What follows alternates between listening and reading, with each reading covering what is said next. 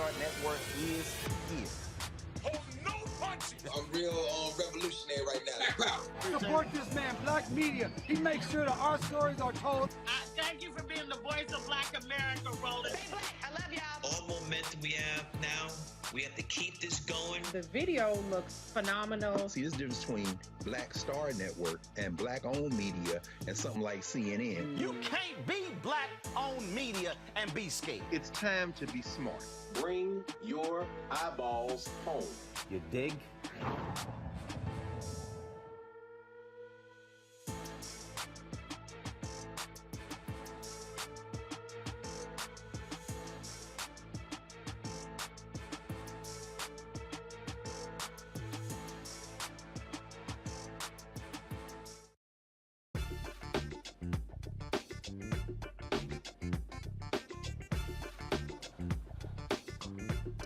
Today is Tuesday, March 29, 2022. Coming up on Roland Martin Unfiltered, right here on the Black Star Network, with the stroke of a pen, President Joe Biden signs the Emmett Till Anti-Lynching Law, making lynching a federal hate crime for the first time.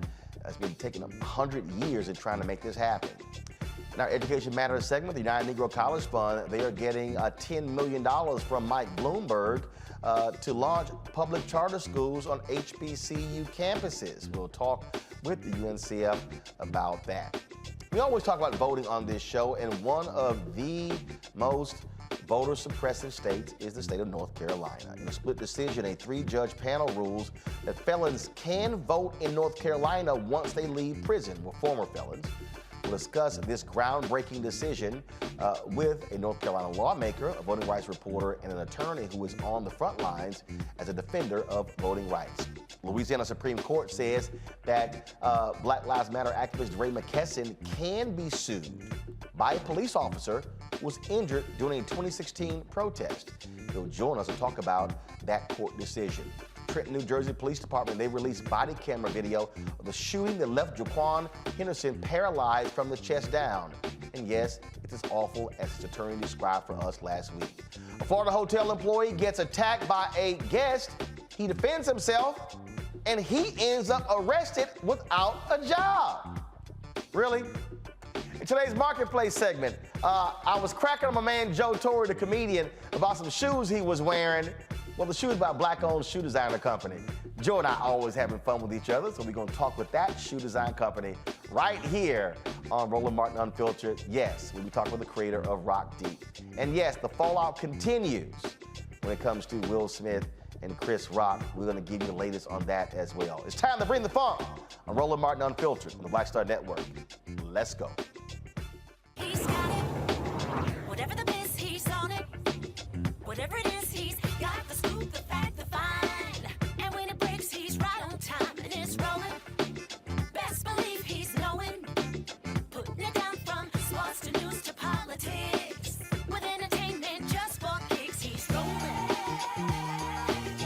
It's on go, roll, y'all. It's Roland Martin, yeah. Rolling with Roland now. He's funk, he's fresh, he's real, the best, you know he's Roland Martin now.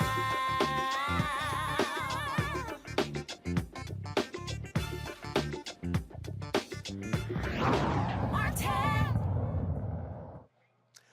Folks, North Carolina ex-felons can vote in state and local elections as a result of a 3-judge panel ruling the law prohibiting them from voting was unconstitutional and discriminated against Black voters. This law would restore the voting rights of thousands of North Carolinians. Sam Levine, a reporter for The Guardian, joins us from New York. North Carolina State Representative Amber Baker joins us from Winston-Salem, and Mitchell Brown, counsel for the Southern Coalition for Social Justice, joins us now from D.C. Glad to have all three of you here. Sam, it was your tweet that I saw with regards to this particular story. Out of all the states that we have been covering over the last, I dare say the last decade, dealing with voter suppression, there's been no state that has been more heinous than North Carolina, where Republicans have been doing all they can to suppress voting rights because they are still pissed that then Senator Barack Obama won North Carolina by 14,100 votes in 2008, and they have been making it clear they do not want to see that happen again. Sam? Yeah, well, this is a hugely consequential ruling in North Carolina. It's estimated that it will affect up to 56,000 people who are convicted of a felony but who are on probation or parole. And that's just a staggering number. And what's so striking about this law is that it very explicitly has racist roots. It's very clearly a law that was designed in the late 19th century as a way of disenfranchising Black people in North Carolina after the passage of the 15th Amendment, which said, you can't explicitly disenfranchise someone based on their race. So you started to see southern states passing laws that disenfranchised people if they were convicted of crimes, and the crimes that people were being convicted of were designed so that they would catch up Black people in them. So this is a law clearly with a very racist legacy that today, here we are in 2022, is being struck down, and it will have very significant effects in North Carolina. The thing that I think is really huge here when you talk about this here, Mitchell, is I think about Louisiana. 3 years ago, law struck down. They provided voting rights to formerly incarcerated 36,000 people impacted. What happened in the election in 2020? Governor Bill Edwards, Democrat, was reelected. He won by 30,000 votes. Not saying that was a difference, but the bottom line is this here. He got a whole bunch of Black votes that put him back in office. And so when we talk about the margins, we talk about close elections. Sherry Beasley in North Carolina lost by 400 votes to be the Chief Justice of the Supreme Court. She's now running for the United States Senate. This is why this matters, because this decision could determine future elections. Absolutely. As you said, Sherry Beasley lost by 400 votes in the last election. And if this law, which allows folks who are formerly incarcerated who may have a felony record to vote, that's 56,000 votes. I remember during the canvass process 2 years ago when Sherry Beasley was running, that there was an issue with counting all the votes. Well, now we're able to count all the votes, and we're able to make sure that people have the ability to let their voices be heard, and that has an impact on how the Supreme Court rules in North Carolina, and what laws are passed and what laws are upheld as constitutional or not. And all that has an effect on how we live our daily lives in North Carolina. Representative Amber, first and foremost, let's just be real clear, Representative Amber Baker. You know what it's like dealing with Republicans in the North Carolina legislature. Just give folks an understanding of the hell y'all have had to deal with over the last decade, more than a decade, of Republicans doing everything they can to screw over Black voters and other voters in North Carolina. Yeah, so, Roland, the last time I was here, we were talking about maps, and we were talking about how they have historically used those tools that are given to them to disenfranchise voters, and now we are waiting to see if they're going to appeal this decision. As a first-term legislator, I've stood on that floor, and they're mean. They're mean-spirited.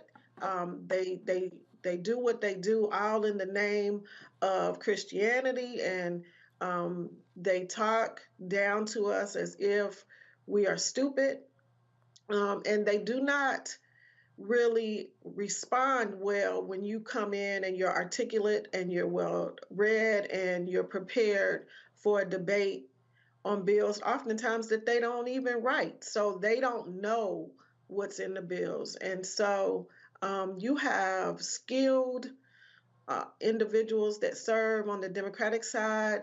You have retired judges. You have educators like myself.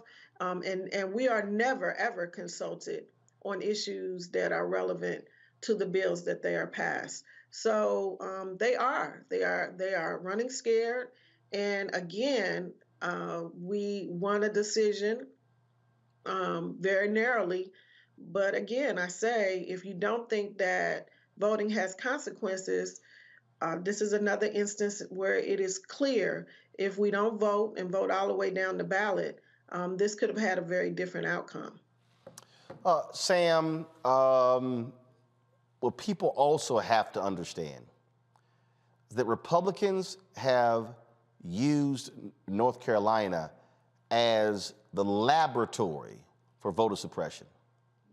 So when the actions are taken there, all of a sudden we see them pop up Florida, Mississippi, Alabama, Tennessee, Georgia, other states as well.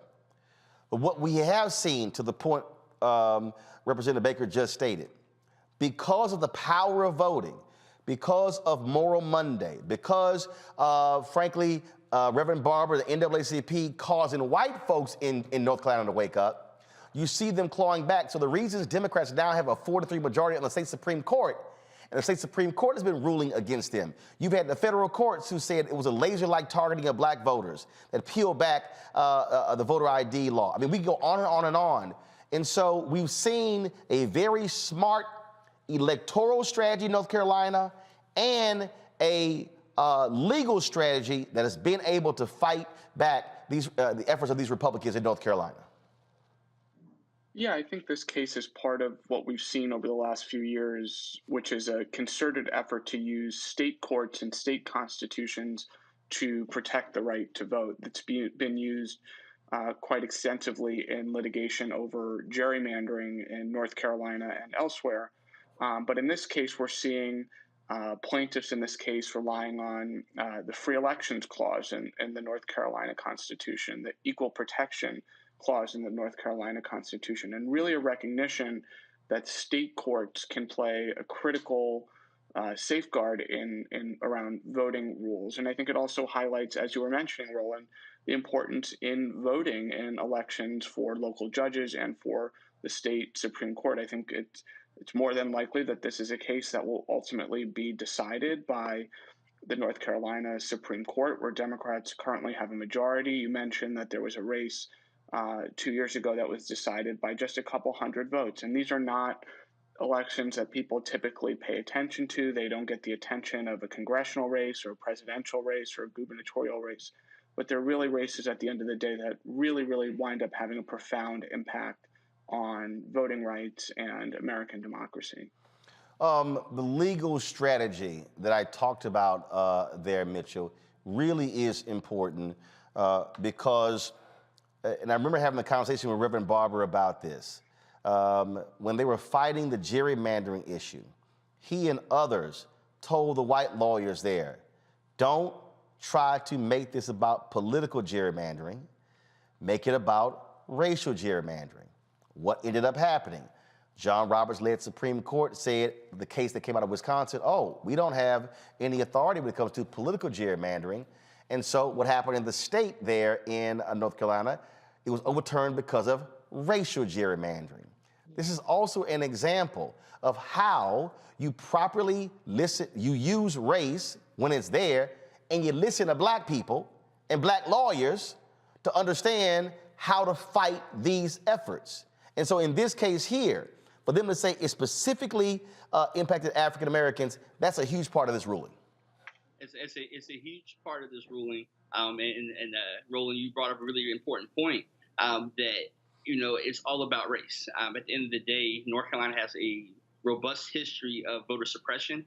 And all of these voter suppression laws come together to impact us one way or the other. You look at the court talked about the election of judges locally in the late 1800s and how they took away local control from the counties, but then said, hey, if you want to be re-enfranchised, you have to go before the judge. And who picks the judge? The legislature. That did not have the best interest of black voters in mind. And if you fast forward to today, you know, this is a great ruling and it opened up the floodgates of voting. But they said we're either going to bar you from voting, but even if you can vote, we're still going to put things in your way in order to prevent you from voting, whether that be voter ID laws that were struck down by both the federal court and the state court. or redistricting and making sure your vote is not weighted as much as others. Roland, you and I's fraternity has a statement that says a voteless people is a hopeless people. And I think this ruling and what we're seeing from the court is a lot of hope is being given back to people because they have the right to let their voices be heard. Absolutely. Representative Baker, what do you need from those who are watching and listening moving forward? Because there still are lots of efforts there. The Republicans are throwing up to stop folks from being able to vote in the midterms that happening in 2022, but also looking towards 2024.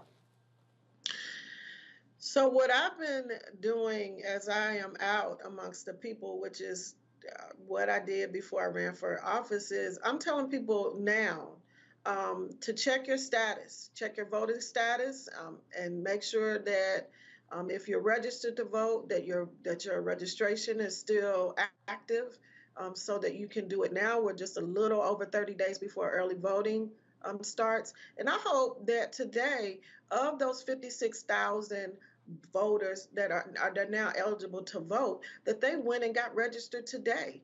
And so we've got to do that. And then I'm also saying that you need to do your research, right? If judges weren't important, why do you think they put them at the bottom of the ballot? So you got to vote all the way down the ballot, and you have to know who you're voting for. And additionally, you need to be able to support the candidates that are running. This is not a plug for any particular political candidate, but it takes money to run. And here in North Carolina, we are considered part-time legislators. And that is also a gatekeeping mechanism, because most people cannot afford to only serve in the legislature without some type of other income coming in. And so support the people that are running, know who's running, and check your registration status often. And you got 2 votes. You have to vote in early vote starting April 28th, and then you're going to need to vote again during the general election. So if you know somebody, take somebody. And we are going to have to coalesce around each other concerning making sure that we have a voting plan, and we're loading our cars up, and we're taking people to vote, and those young people who know how to do everything on their phones, start talking to other people and helping them check their registration status and helping them to get registered. And also here in North Carolina, we have one-stop voting and registration. So during early voting, you may also register to vote. My hope would be that you would register beforehand. But if you don't, you have an opportunity to register to vote and vote on the same day during early voting. Sam, last question for you and Mitchell. I'll go to you first, Sam. What other states are you looking at that we need to be paying close attention to when it comes to these issues of voter suppression? Well, looking across the country, I mean, it's really a mess when it comes to laws around felon disenfranchisement, like the one that was challenged in North Carolina. Tennessee has an enormously complex system that people with felonies have to go through to get their voting rights back. They have to submit a certificate that they have to get filled out by the Board of Probation and the clerk, and have to go through a very complex process. So that's another state that I have my eye on. But more broadly, I think, it's states like Florida, Georgia, Texas, all states that we've seen in the last year or so really pass new voting restrictions that seem backed by lies about the 2020 election, baseless claims of fraud, making it harder to cast a ballot by mail, creating law enforcement agencies that are empowered to investigate voting matters when there's really, really scant evidence of fraud. Arizona, another state that appears to be on the cusp of doing things like cracking down on mail-in voting or providing proof of citizenship in voting. And so those are all the states that I'm paying attention to right now. Mitchell? Yep, and I'll uplift similar states to Sam's states, but focusing on Tennessee and Texas. In Tennessee, you had the case of Pamela Moses, who was convicted of a felony, had been released from incarceration, was living in the community, and thought she could vote. and he actually asked the state board, hey, can I vote? And they said yes. And then they tried to charge her with voting while she's ineligible. And then also in Texas, you have the case of Crystal Mason and Hervis Rogers, who voted while they were ineligible. They thought they were able to vote. In the state of Texas, gave Crystal Mason 5 years, is up on appeal, and they just charged Hervis Rogers, who waited in line. It was the last person in line on national television to vote in I believe it's a 2018 election, I believe.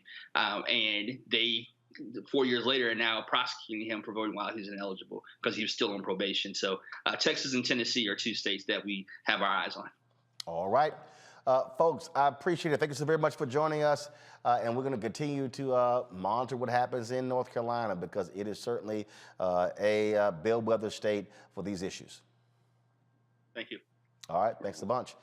Pulling my panel right now, Mustafa Santiago Ali, former senior advisor for environmental justice at the EPA. Teresa Lundy, she's the principal founder of TML Communications, will be joined soon by Demario Solomon Simmons, civil rights attorney and founder of Justice for Greenwood. I don't know how many times I can say, Teresa, vote, vote, vote, vote. Don't sit your ass at home and vote, because what we're seeing, and this was a federal case, these were federal judges, but what we are seeing is when you have these state Supreme Courts who are ruling. And we can't even assume that in some places we can, but you look at what happened in Ohio and Wisconsin. Republican-led courts rule against them in their gerrymandered maps. Why does voting matter in this? Who appoints the federal judges? Tom Tillis and Richard Burr, Republicans in North Carolina. They blocked 2 black women who were appointed to the federal bench, who would have been overseeing cases in the North Carolina, in the state of North Carolina, when they were appointed by President Barack Obama. And then, of course, they confirmed the judges when they came under Donald Trump. That's the thing. So when people say, oh man, damn Biden, it doesn't matter who he picks as federal judges, rules in cases like this, because this was a 3-panel federal judge, a 3-judge federal panels. Exactly why people need to pay attention to the entire process of the judicial choosing when it happens, even at the Senate level. When we say voting does matter, it absolutely does, because if, as we know, a lot of things come from the federal level, and then it trickles down to the state level when it comes to some of the decisions that are being made. So, if we, keep complaining about some of these things and maybe the system just doesn't work. Well, part of it is we as individuals, something free that we can do is actually utilize our voice and utilize our resources and encourage the next person who are dealing with other issues to actually go out and vote. This thing right here, Mustafa, the legal battle is just so critical. So you can be out in the streets protesting, vital. You can be electing the right people to pass laws, vital. But also the legal strategy of our civil rights organizations is also important. The legal strategy is what helps us to build, the structure, the infrastructure that's so critical for us to be able to participate in fair elections and make sure that our voices and that our votes actually count, and that, you have all this voter suppression that's going on. It's one of the only ways to deal with that. So we need to make sure that folks are both in the streets and the suites, fighting, strategizing, and utilizing both the law, these legal cases, and a number of other tools to make sure that there's real justice in relationship to voting. Indeed, folks. Let's go to Maryland, where Republican lawmakers apologizing for tweeting a profane response to a tweet from Maryland General Assembly's top leadership. Maryland Delegate Kathy Zelga said she meant to privately send this message to a close friend.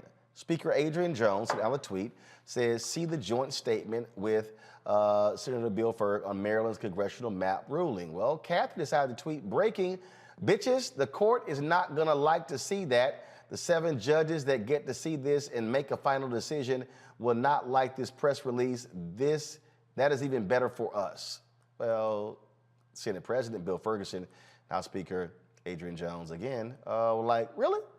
They released a statement expressing disappointment. to a Maryland judge's decision to reject the map as a product of extreme partisan gerrymandering. Well, Zeliga, a plaintiff in the lawsuit, caught wind of the statement and shared this now-deleted tweet as a response. Oh, it's amazing when you hear. So y'all, here's her apology. Quote, I sincerely apologize for a tweet I sent this morning meant as a private message to a close friend. It was immediately deleted and totally inappropriate. I'm truly sorry, Speaker Jones and Senator Bill Ferg. Really? Really, Mustafa? When she was like, bitches? You know, what's done in darkness will eventually come out into the light. So she just telling it like it is, and she got caught. So, the reality is we know there's a whole bunch of folks who don't care about what's going on in our communities, the struggles, the fights, all the work that we put into trying to make positive change happen. And they often, then they get caught. There's all kinds of folks and all kinds of parties who have worn some sheets in the past. And those sheets sometimes, even though they might not have those hoods on anymore, the truth comes out in how they really feel. Teresa, at least she didn't say like the white woman federal judge in Louisiana that she took a pill that made her go racist. Apple, the tweet probably could have been to someone else. We don't know. Apple has been playing tricks and software updates. But if that's her story, that's her story. I think, the Oscars has definitely given people a lot of courage to see what they can and cannot do and what their precautions are. So hopefully she'll be a little bit more sensitive in the future, but, it's exposed. So. Yes, it is. All right, folks, when we come back on Roland Martin Unfiltered, we're going to show you today's signing of the Emmett Till Anti-Lynching Act at the White House. And before I do that, though, a number of people have been writing. First of all, send us checks and money orders, of course, supporting the show. Jay Neely said, I'm just trying to contribute. Thank you for great information. I appreciate that. While I'm reading this here, folks, put up the graphic where people can support the show. If y'all want to support us in what we do by joining our Bring the Fan Club, of course, we revealed last night we're providing an internship to the North Carolina A&T student who lost the internship at the Black News Channel. There are 3 other students, as she told us, 3 other HBCU students who got paid internships. I'm trying to get their names so we can also bring them aboard. So your contributions make it possible for us to do this, to have paid internships for HBCU students. And so you can support us by joining our Bring the Funk fan club. There's no minimum limit. We ask $50 each from folks. That's $4.19 a month, 13 cents a day. And support us. Some people have given less, have given more. We appreciate every single dollar. But it's P.O. Box 57196, Washington, D.C. 20037. Cash App is $RM Unfiltered. PayPal is R Martin Unfiltered. Venmo is RM Unfiltered. Zelle is Roland at RolandSMartin.com. Someone else wrote, leave the graphic up, please. Roland Martin staff, everyone that makes this program work, keep up the good work, and reporting the facts to the viewers. This is a donation. Also, enclosed is $30. I support your new program. Keep up the good work, and I really keep up the good work. I really enjoy your news show, and so I can't make out the last name there, but I certainly appreciate it. Let's see here. I'm going to read 2 more before we go to a break. Thank you, Dr. Roland Martin, for being and giving a voice to us black people. Take care, Miss Bernice Parrish. Here's my $5 towards my bill of $50. She said 50 minus 5, 45 due. So I appreciate that. And then let's see here, Beverly Singleton. Let's see here. She said, just took a look at the date of this money order. July is moving towards the date again. I'm trying to re-up for the cause. And so she said, you're shunning us folks that ain't with that Cash App stuff. This was actually sent this on February 10th, but since then, yes, Beverly, I did get the P.O. box to hook y'all up. She says, so glad to be a member of the RMU and be able to share info with others who are unaware of many topics we discuss on this show, as well as the tributes you do in respect to our strong contributors and leaders of our Black society. Can't wait to hear more on your trips to the motherland and so much more. Blessings to your staff and the panelists, and also Reverend Jackie. Prayers, safety, and love, Beverly Singleton. And then she did say, see, I can be helpful in the midst of fussing. So y'all, we do have that. So if you don't want to give via Cash App, PayPal, Venmo, Zelle, y'all can send us a check or money order. P.O. Box 57196, Washington, D.C. 20037. We'll be right back.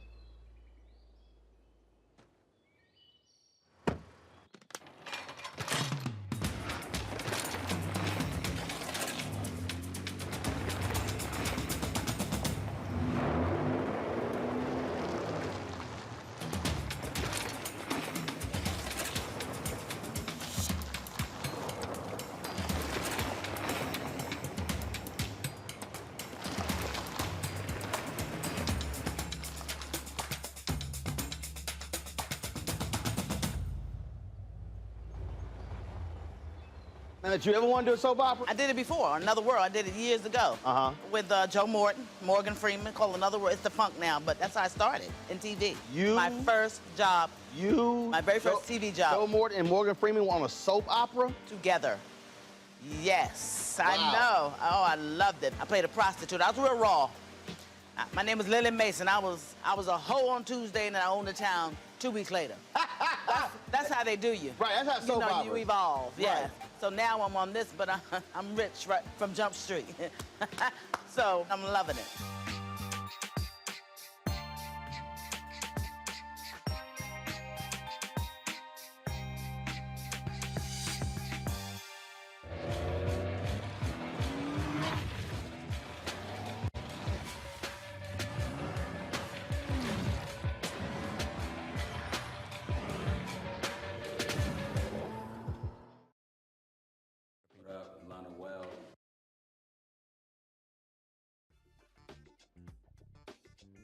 Hi, how doing? It's your favorite funny girl, Amanda Seals. Hi, I'm Anthony Brown from Anthony Brown and Group Therapy. What up, Lana Well, and you are watching Roland Martin Unfiltered.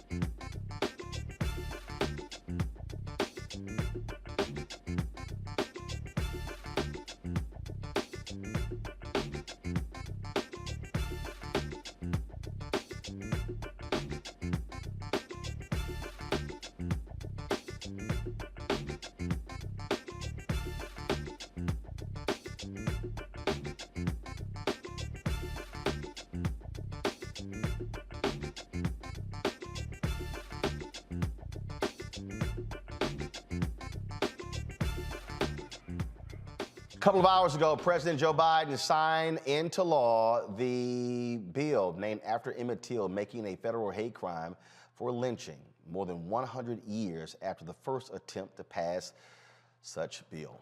The Emmett Till Anti-Lynching Act is named after the black teenager from Chicago whose his lynching in Mississippi in 1955, August 28, 1955, became a galvanizing moment for America. During the Rose Garden signing ceremony, Vice President Kamala Harris explained how it took over 200 times to pass this bill. President Biden stressed how lynchings were used as intimidation to keep black people from voting. It was over 100 years ago in 1900, North Carolina Representative George Henry White, the son of a slave, the only black lawmaker in Congress at the time, who first introduced legislation to make lynching a federal crime. Hundreds of similar bills have failed to pass.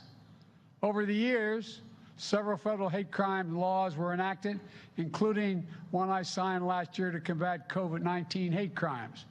But no federal law expressly prohibited lynching, none, until today.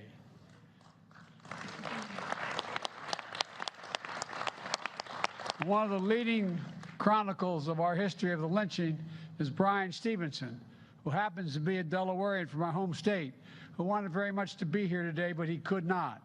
He helped build a National Memorial for Peace and Justice in Montgomery, Alabama, America's first site dedicated to understanding the legacy of lynching. You know, his extensive research showed that between 1877 and 1950, more than 4,400 black people were murdered by lynching, most in the South, but some in the North as well. That's a lot of folks, man, and a lot of silence for a long time.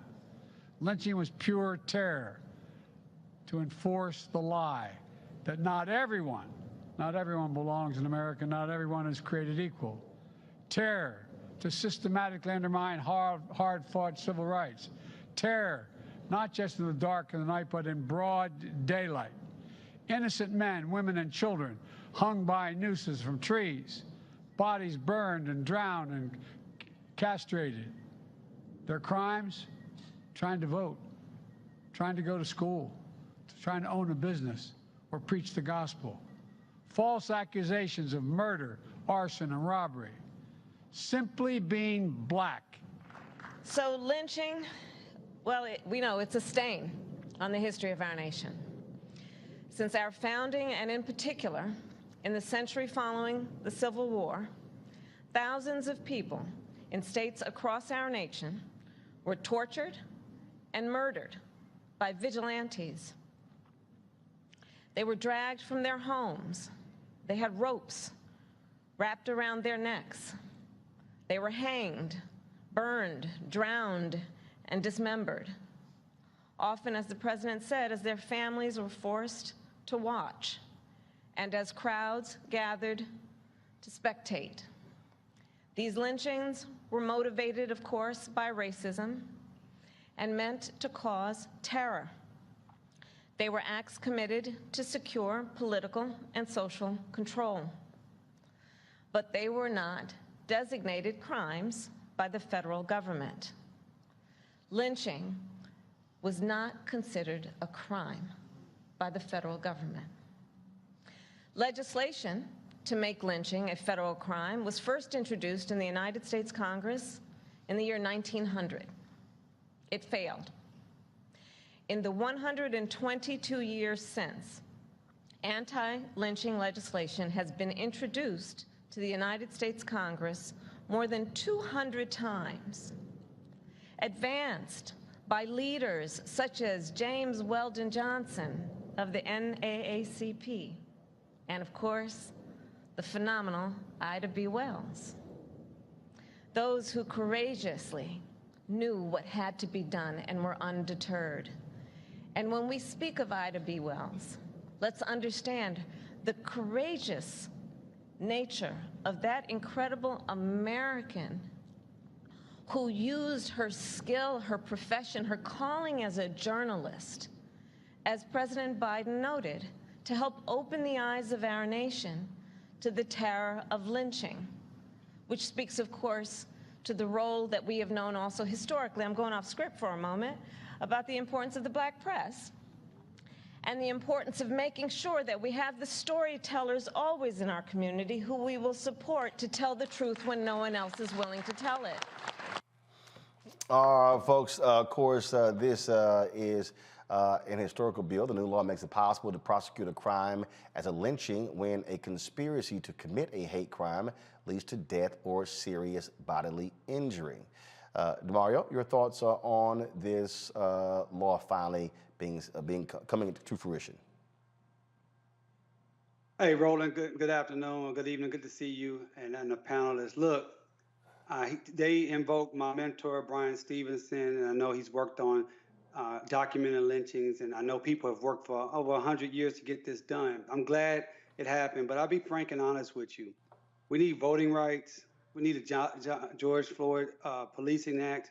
We need executive orders dealing with qualified immunity, dealing with reparations for the Tulsa Race Massacre. Hey, we're trying to get the judicial DOJ to investigate the Tulsa Race Massacre. We've got 3 living survivors that I represent who have not received any form of justice, any one penny. So while this is something to be celebrated, I don't have any issues with that.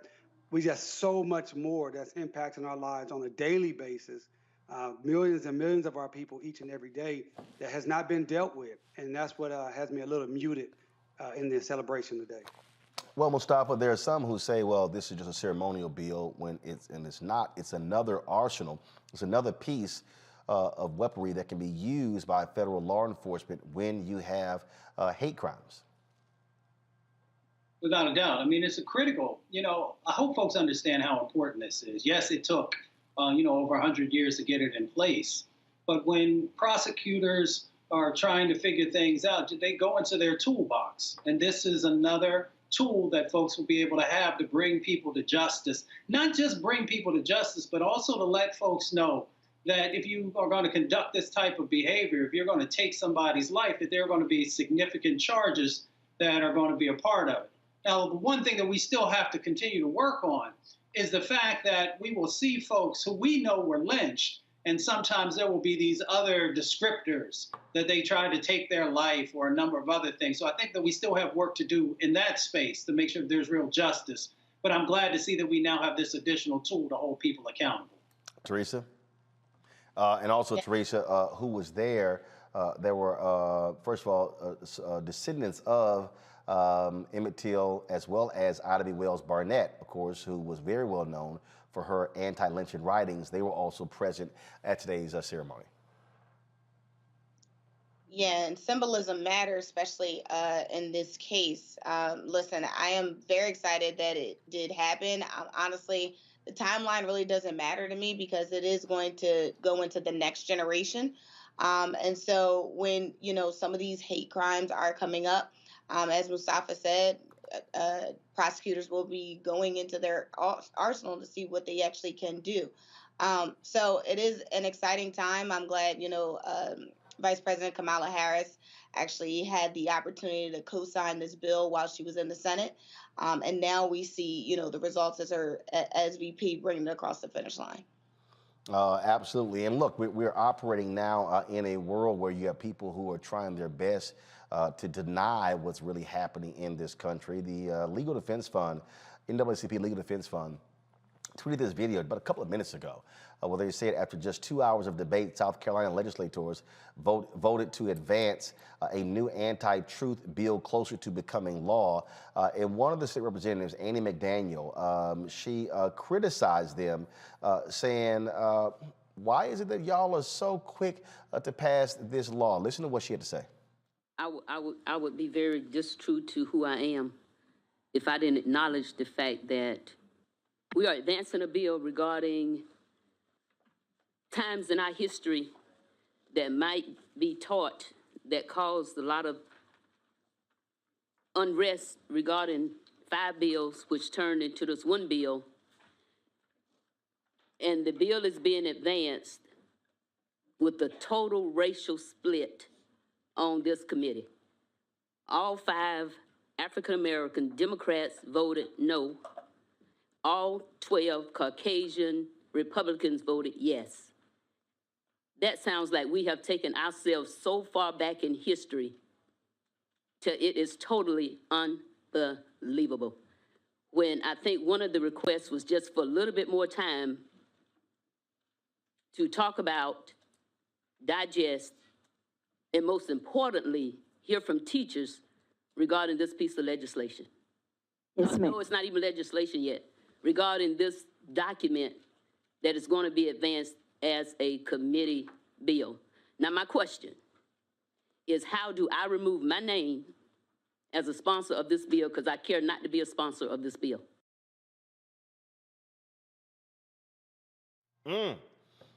This is what we're dealing with, DeMario, all around the country, where you have these Republicans And I warned everybody when they were attacking critical race theory, they were not talking about critical race theory. They were talking about anything that dealt with race, equity, and inclusion.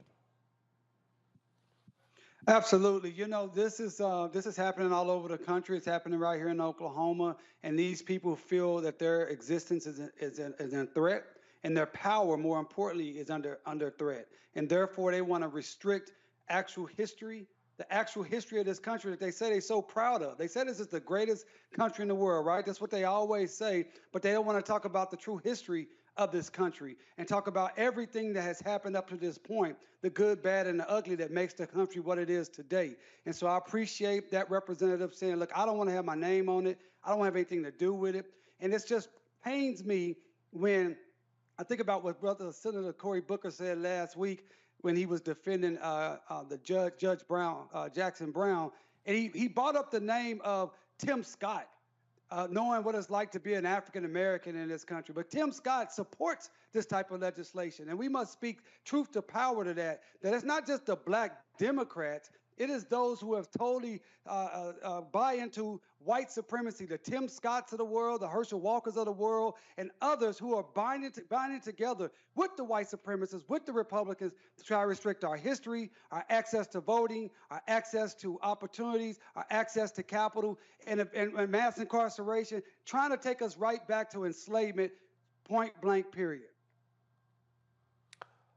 Teresa, we see exactly what the battle is going on, and they want to deny American history. They want to deny truth. And that's what it's called, an anti-truth bill. Yeah, it definitely pains me, to see not only that clip, but I've read other stories that it's what's happening locally. These type of bills or, potential legislation is going up. And no one really wants to have a conversation about the real details about, I don't even want to say critical race theory, it's about our history and the injustices thereof. Because I read another piece that had to deal with, if we actually start recognizing that we actually committed these sins, we will have to pay for it in the long run. And so we start to see all of these countermeasures that go against, us telling our history and us telling our story. So it's disappointing, but I think, again, why elections matter and the right elected official matters,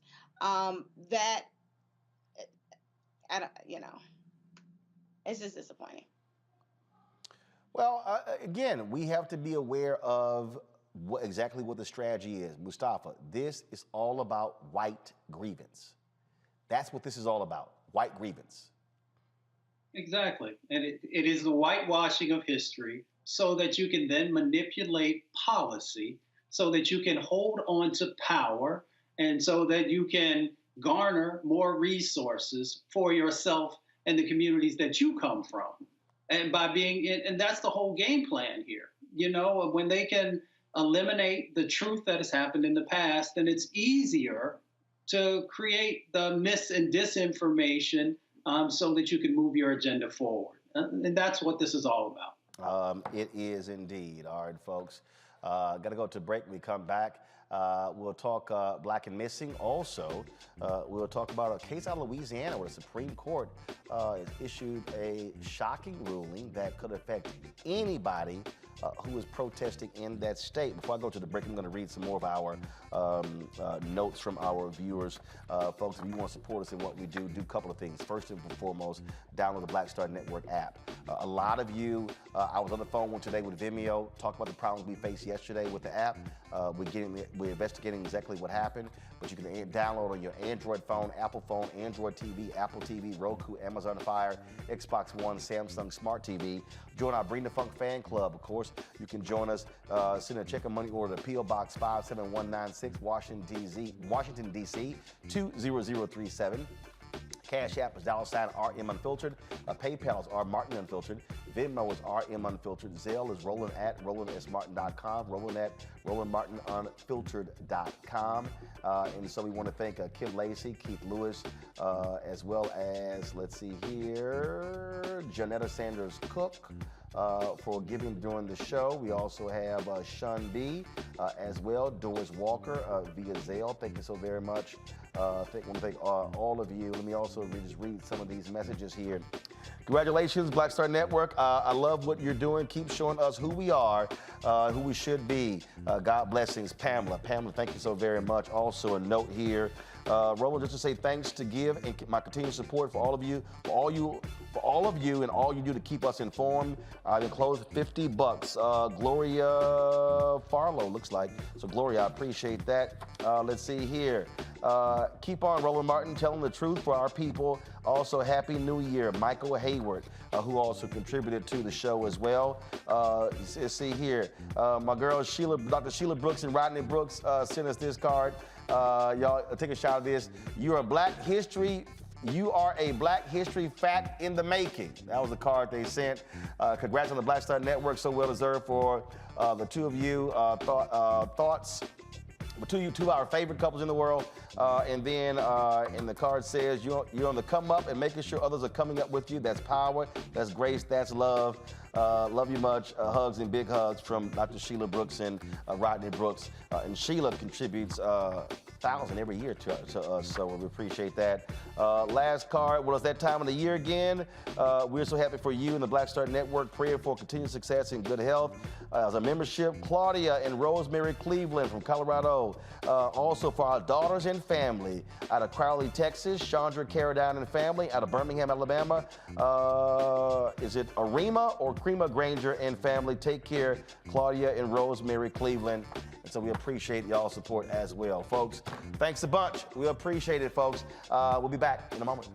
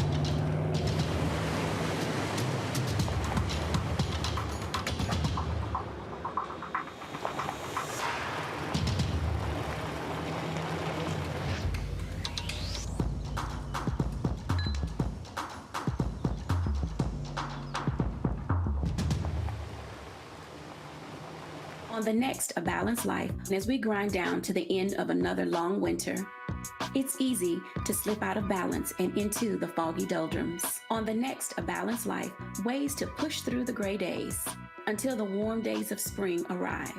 Join me, Dr. Jackie, on A Balanced Life on Black Star Network.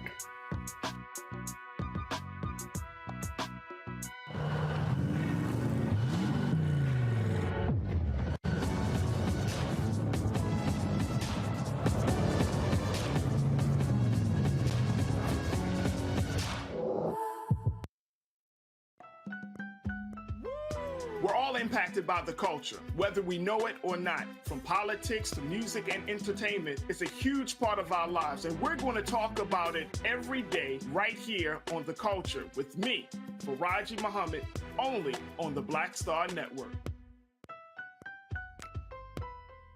What's going on? This is Tobias Trevelyan. Hey, I'm Amber Stevens-West. Yo, what up, y'all? This is Jay Ellis, and you're watching Roland Martin Unfiltered.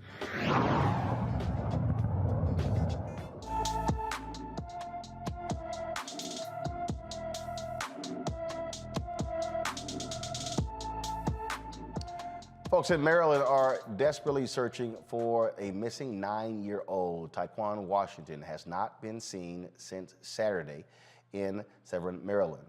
She's 4 feet 9 inches tall, weighs 126 pounds with black hair and brown eyes. Anyone with information to Taekwon's whereabouts, please contact the Anne Arundel, Maryland County Police Department at 410-222-8610. It's 410-222-8610. A black man will serve as the newest chief of the Federal Aviation Agency, the FAA. That's right, Billy Nolan is currently safety administrator for the organization. He previously held leadership positions at Qantas Airlines for America, as well as American Airlines. He will assume the role on Friday. So congratulations on that particular job. Also, the National College Players Association filed a civil suit against the NCAA as the next step to get college players paid. The suit alleges that all 350 NCAA Division I schools violate black students' civil rights by conspiring to cap athlete compensation. The NCAA limits what schools can provide to athletes in terms of athletic scholarships and, for the most part, prohibits any direct payments from schools to players. The NCPA argues that because many black students are also college athletes, the NCAA-wide compensation limit causes a disparate impact on black college students. Also, an update on Mason, Tennessee, folks. We spoke to the town's Vice Mayor, Virginia Rivers. The controller did not take over Mason, Tennessee today, but it will begin taking over the town's finances on April 4th. Rivers says the town must repay the nearly $500,000 embezzled by the previous administration. Now, why isn't the person accused of stealing the money responsible for the money? He was found not guilty. The town's monthly payment of that debt was lowered from $22,134 to a little over $9,500. They have 27 months to complete all payments. Once the controller takes over, the town must get permission to spend anything over $100. We're certainly keeping our eye on that story. All right, folks, let's talk about this strange story. It's been this ongoing story out of Louisiana. You might remember, of course, when there were protests in Baton Rouge, case where a young man was shot and killed in that particular place by city. Protest erupted in Baton Rouge. This is 6 years ago, okay? Protesters from all across the country went to Baton Rouge as a part of that particular case to seek justice. One of the folks was DeRay McKesson. He was one of the protesters. Now, he also organized a protest. Well, an officer was injured as they were protesting the murder of Alton Sterling. That officer then sued DeRay, saying that DeRay was responsible for him being injured. A federal appeals court asked the state Supreme Court to decide if state law could be interpreted to place a duty on a protest organizer to make sure the protest doesn't precipitate a crime. Well, the Supreme Court in Louisiana ruled against DeRay. Folks, what this essentially is saying is that if anybody who is involved in a protest does something, the organizer could be held liable. That could have a chilling impact. DeRay McKesson joins us now from New York City. DeRay, the moment I saw this, I thought about Memphis, Tennessee. Dr. King led a march, and they organized the march. And at the back of the march, there were some young folks who acted a fool and started throwing stuff through windows, trashing cars. They grabbed Dr. King, put him into a car, actually put him into a hotel room. And he was so traumatized by it, he immediately went to a state of depression. He was under the covers, fully clothed. And he later met with those young men who said they were put up to it by some other folks. And that part right there reminded me of Minnesota after met with George Floyd, when there was a video of a guy walking around busting windows and setting stuff on fire. And it was 2 years later we found out that it was a white supremacist who infiltrated the movement and caused it, but Black Lives Matter got blamed. This ruling literally says that if that happened, you're responsible. And you don't know who the hell's all showing up. Yeah, the wildest thing about this is that we actually haven't had the fact finding yet. So, those other cases, there was actual damage. Like, we know that there was damage. In this case, the police officer just alleges he got hurt. We have never actually been to court to see if he got hurt, to prove that he even got hurt. So I'm not even clear that there are real damages here. I was in Baton Rouge for 3 or 4 days at that, in the end. When I originally got down there, I got arrested so quickly. The police told me to get out of the street. I got out of the street. They arrested me anyway. I got arrested so early in the protest that I don't know what happened that night. I was in police custody for the next 17 hours. And then I get out. I actually got sued by a handful of police officers. They all got dismissed at the district court, which was great. This guy appealed. He won at the court. He won on the appeal. And then we go to the U.S. Court of Appeals. And they issue 4 separate decisions, unprecedented. That goes to the United States Supreme Court. The U.S. Supreme Court sort of punts to the Louisiana State Supreme Court around these 2 questions that first get raised at the Court of Appeal, the Fifth Circuit Court of Appeals.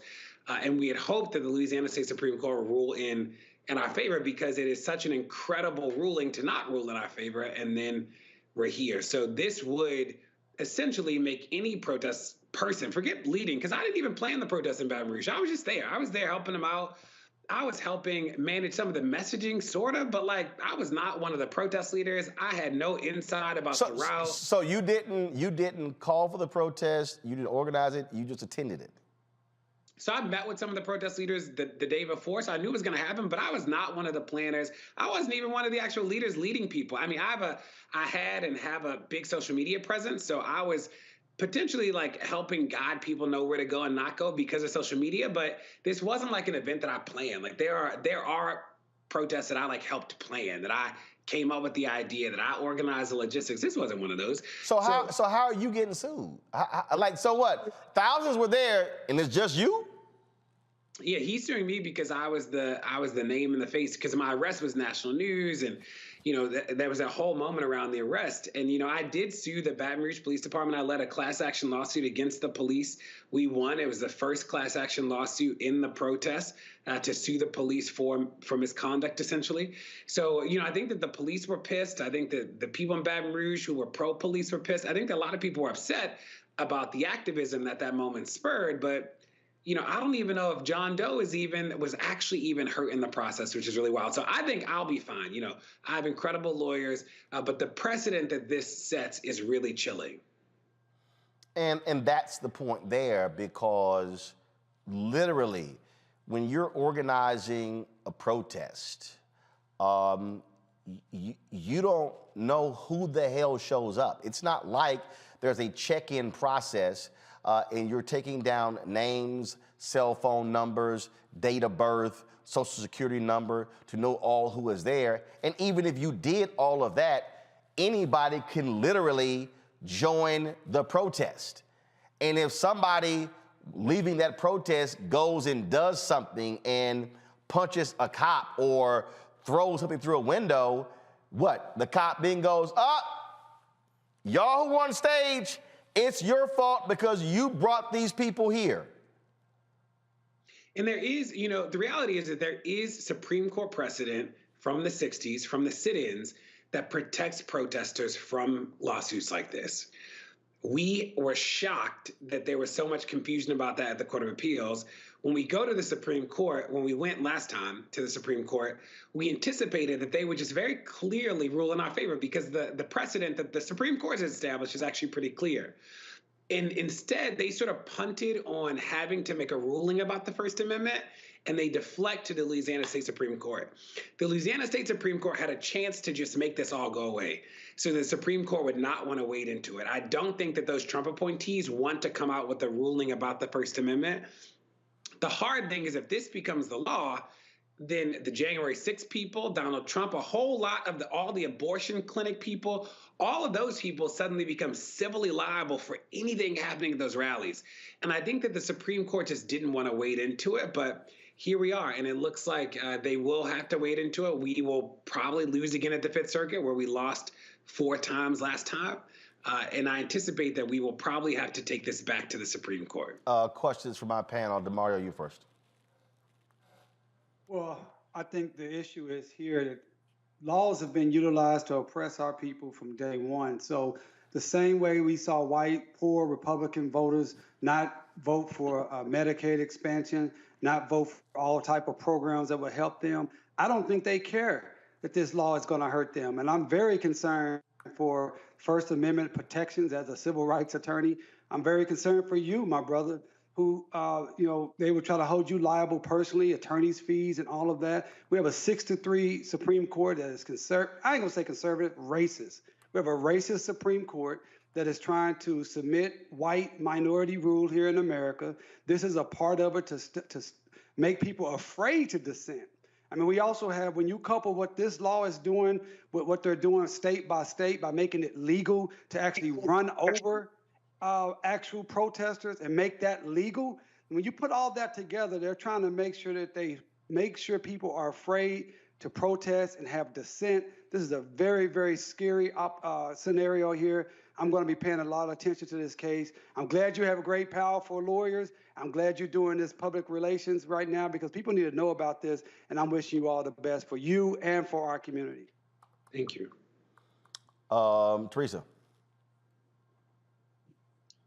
Yeah, well, I'm sorry that you're going through this, but I do see this as a nationwide example. So unfortunately, you just have to be the face of this movement right now in order to contradict some of the issues that are happening. So, yeah, I mean, I don't really have a question for you, but I did read the story earlier, and I was just enthralled about what's going on with you. It's just interesting here, but good luck. Mustafa? It is wild, too. We've been doing I'm sorry, go ahead. It's been a long road. Mustafa, go ahead. Ray, thanks for everything that you do. I think the most important question is how can so many of us be supportive of you and addressing this situation that's currently going on? At this point, I think this really is in the hands of the courts, that the lawyers, the ACLU is co-counsel, David Goldberg, Supreme Court lawyer, he was the lawyer in Louisiana. He has been one of the Supreme Court lawyers who's working on this too. So I feel good about them. We've had, even the conservative people filed amicus briefs in support of us when we went to the Supreme Court last time because they get it. You think about all the Westboro people who trip at abortion clinics when the people are outside yelling, all of those people would be liable if this actually became the law. So we'll see. It's interesting to think about Louisiana, if the legislature can do something to affirmatively guarantee the right to protest, because that will be even more important in that state if the Supreme Court doesn't make a nationwide ruling that just makes it very clear. And I think that's that point right there that is important. And again, the people who are watching and listening, literally, this could apply to any protest. And that's the thing that folks have to understand. DeRay, we appreciate it. Thanks a lot. Thank you. All right, folks. This is, again, y'all might better pay attention because what's going on in this country, you're seeing a whole lot of this stuff, this mess happen, and you see the games that are being played over and over and over when it comes to our rights and our liberties. And so they only like the First Amendment, y'all, when they want to use it for their benefit. That's what's going on here, and we got to realize that. All right, folks. I do want to pick up yesterday. We went off the air last night, and that was that Chris Rock apology circulating around regarding what happened between him and Will Smith on Sunday at the Oscars. That apology was actually false. We told you that. We definitely confirmed it. It was not a legitimate apology. Chris Rock has not commented at all on any of this. But Jada Pinkett Smith, she has issued her first statement with regards to she actually did not speak to what took place on Sunday, but she did release this statement. Give me 1 second. I need to pull it up, please. She posted this on her Instagram page. This is a season for healing, and I'm here for it. That's all she posted. This conversation has still been raging all over social media because of the Chris Rock joke with regards to this G.I. Jane joke on Sunday night at the Oscars. And it's been extremely revealing, the back and forth. You got white folks out there who are weighing in, oh my goodness, Chris Rock should be arrested. Will Smith should be arrested. Kareem Abdul-Jabbar weighed in, talking about that the actions of Will Smith evoke many of the racial stereotypes of black people. And I need to, this has to be said. And this is, and I need black people, please, to listen to me. I am not going to be thinking like black people 100 years ago where the actions of one black person represent all black people. What Will Smith did don't represent me or my brother or my daddy or my 4 nephews. And I think at some point, y'all have heard me say continuously that black people need to be reprogrammed, that we need to, we have got to remove white supremacy from our existence. Because when, and I understand what Kareem was saying. But when we project that and say that, what we are actually doing is allowing white supremacy to continue to thrive. It's no different than when I have these so-called conscious black folk. You know, the super duper black people. And they think they the blackest of the black. And they can toss out letters and acronyms, and they can call themselves whatever they want, but they the most conscious black people. But who will tweet me or email me calling me nigger and a coon.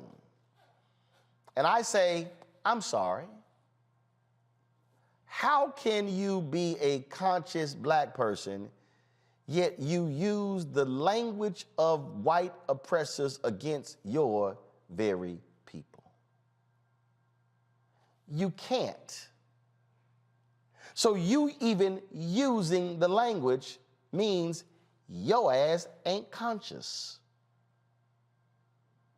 And so I just think that we have got to learn, Mustafa, Teresa, and DeMario, we've got to fight to resist this notion that if somebody black does something, it reflects on all of us.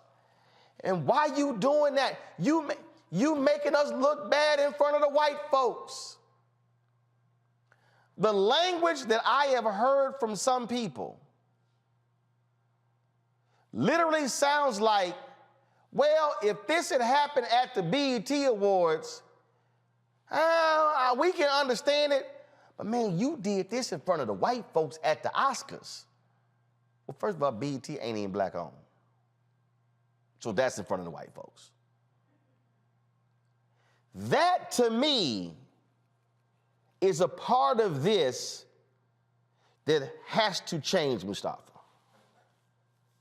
Well, we definitely, psychologically, mentally, we have to address the trauma that has been literally pumped into us, and to begin to unpack how we see ourselves. And I'm not as worried about how the world sees us. If we do the work that's necessary to continue to uplift our people, then I think we're moving in the right direction. I will say that there's way too much violence that happens inside and outside of our community, and we have to be mindful of that. And we have to make sure that in totality we are addressing that, whether it is mental or physical or the other forms of violence and abuse that happen. So for me, I'm focused on how do we uplift ourselves, how do we strengthen ourselves, both mind, body, and spirit. And I think if we invest our time there, then we will be moving in the right direction to actually help our people be in a stronger position. This was the headline, Teresa. Will Smith did a bad thing. Slapping Chris Rock was also a blow to men, women, the entertainment industry, and the black community. Okay, and again, I have great respect for Kareem, and I understand what he is arguing in his post. But hell, if you're gonna say it was also a blow to men, women, the entertainment industry, and the black community, well, hell, that's everybody. Let me read it again. Slapping Chris Rock was also a blow to men, women, the entertainment industry, and the black community. Well, hell, if you stop at men and women, that's everybody. Don't forget, it's also a blow to Philadelphia. You know, it's. But this notion that we have to single out, ooh, this was a blow to black men. No, it wasn't. Go ahead. You're right. You know what? I've been looking at the different op-eds and blog posts that's been coming out, and I have been disturbed because, you know, I had to do a self-reflection to say, am I lumped into, you know, the actions of one individual? And I had to tell myself no. And so when I was having these conversations with friends of mine that aren't African American, I'm very clear that their actions is not my actions. So, you know, I was brought up a little different, and I don't think I would have reacted, but we don't know because we weren't in his shoes. And so I think, you know, it comes a point where everyone's opinion should just be their opinion, but not necessarily an overall objective point of view for the individual that created that action. You know, we done seen so many memes that came out of this. You know, there was probably about 4 different articles that said this is a blow to Philadelphia, and, you know, this is the type of people that they raised. We have to be honest. Will Smith hasn't lived in Philadelphia for over 30 years.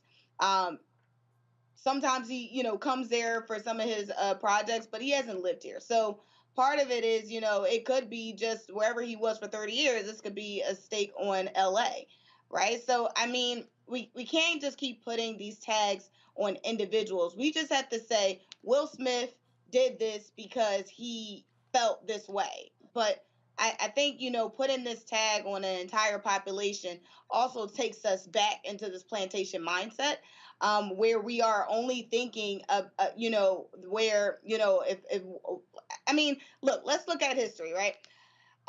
If you were on a plantation, you did not have a name. You had an initial, right? And so if you were called by, you know, that initial of, you know, by your slave master, you knew who you were, right? And so for me, it's just, I'm not Will Smith. I am my own woman. It is not a disgrace to our community. And I just hope as individuals, we can all do better. It doesn't matter the color, creed, or religion, or where they're from. So, you know, the thing here, DeMario, that I find to be interesting. So, okay, all right. So you had that statement right there. Well, then you had Alec Baldwin. Alec Baldwin, of all people, who should shut his punk ass up. Alec Baldwin. The one that killed somebody? Didn't Alec Baldwin shoot somebody? Well, Alec Baldwin, whose gun discharged that killed the cinematographer on the movie set. The gun was in his hand, right? That Alec Baldwin. I just want to make sure I'm talking about the same person. Right. That Alec Baldwin tweeted, I'm sorry, the Oscars turned into the Jerry Springer show because of what happened. The same Alec Baldwin who is notoriously fighting people. The same Alec Baldwin who fought somebody over a parking spot. And this is where what I'm saying, why I disagree with Kareem's perspective.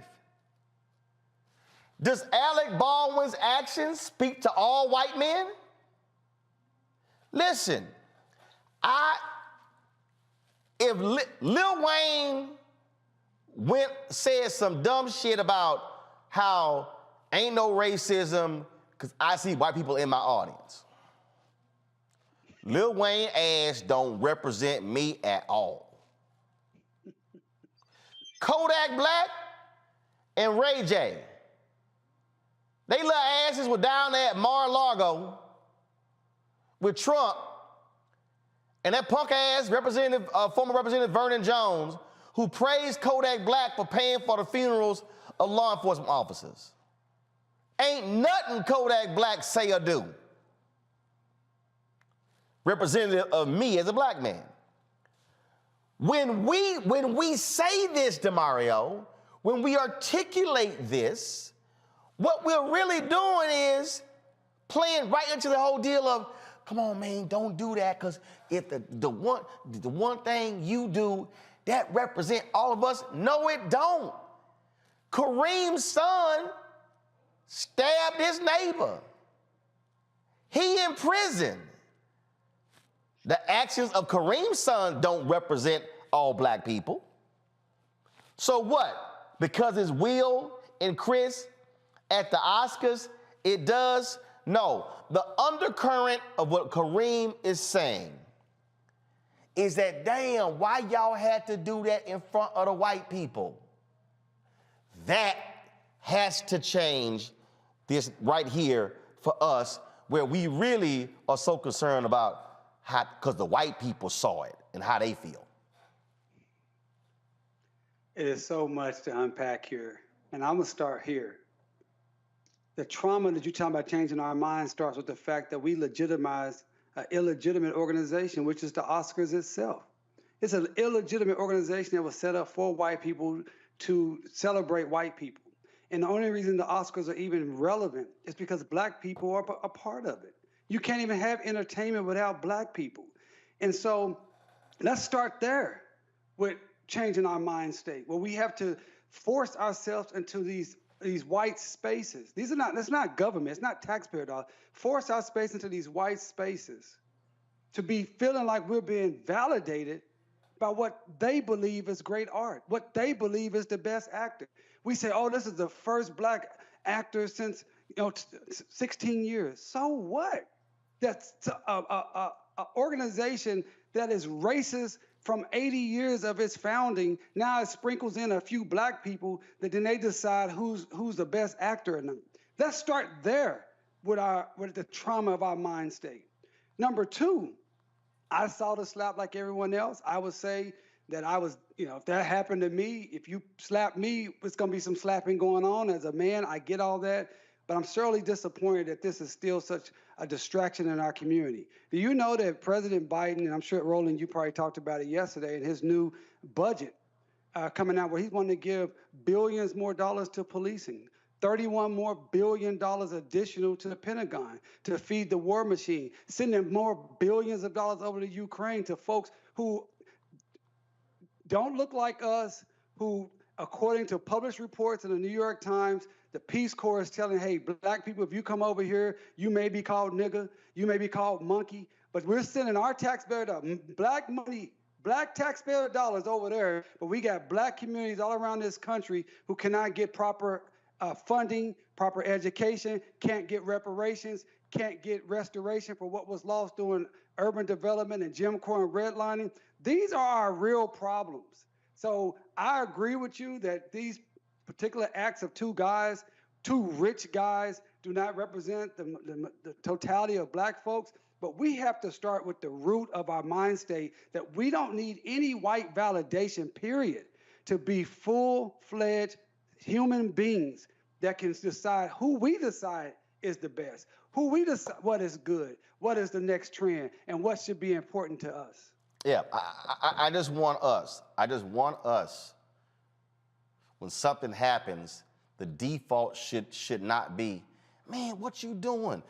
White people are watching. Who was I talking? The last point here, I was talking to somebody. I'm gonna go to a break. Then we're gonna go to talk about the UNCF and charter schools.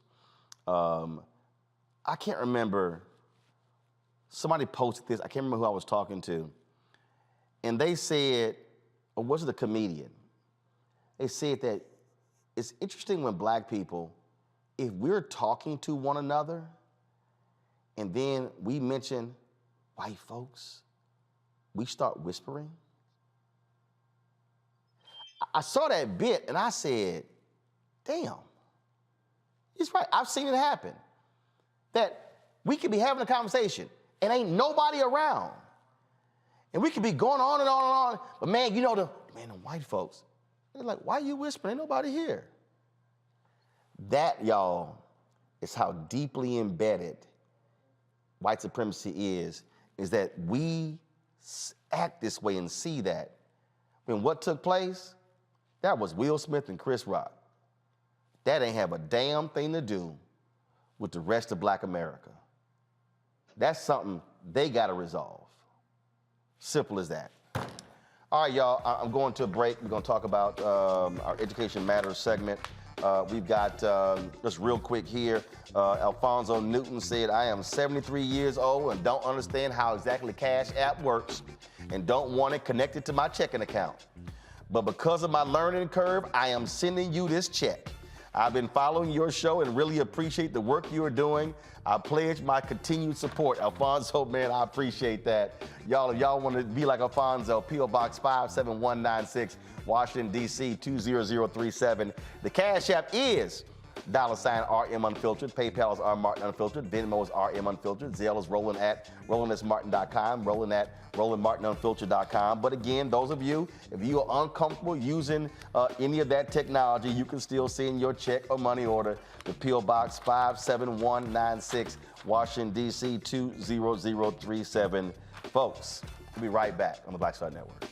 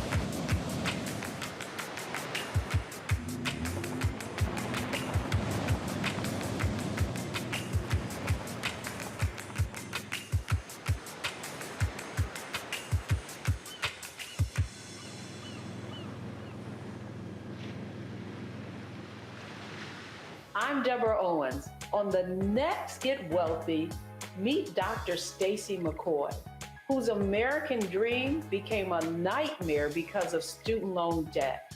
Whether you're paying $300 a month or eventually I got up to $1,700 a month. Wait a minute. Hold that for just a minute. You were paying $1,700 a month on your student loans? Yes, and I know other people who are paying more than that. Learn the one piece of advice that made all of it go away. Right here on Get Wealthy on Black Star Network. My name is Charlie Wilson. Hi, I'm Sally Richardson Whitfield. And I'm Dondre Whitfield. Hey everybody, this is your man Fred Hammond, and you're watching Roland Martin, my man, Unfiltered.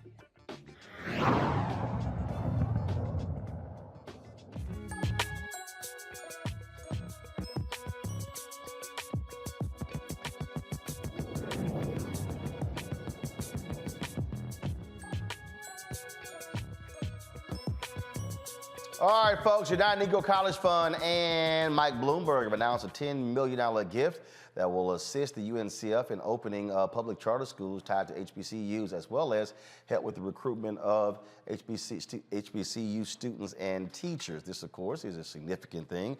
You don't have a lot of charter schools tied to HBCUs, but you do see an increasing number of African Americans who are being supportive of charter schools. Now, folks, this new investment is part of Bloomberg Philanthropies' $750 million effort to create 150,000 additional seats for children in high-quality charter schools across the United States. Sekou Biddle is the Vice President of Advocacy and Student Professional Development Programs with the UNCF. He joins us right now. So, Sekou, so put people understand this here.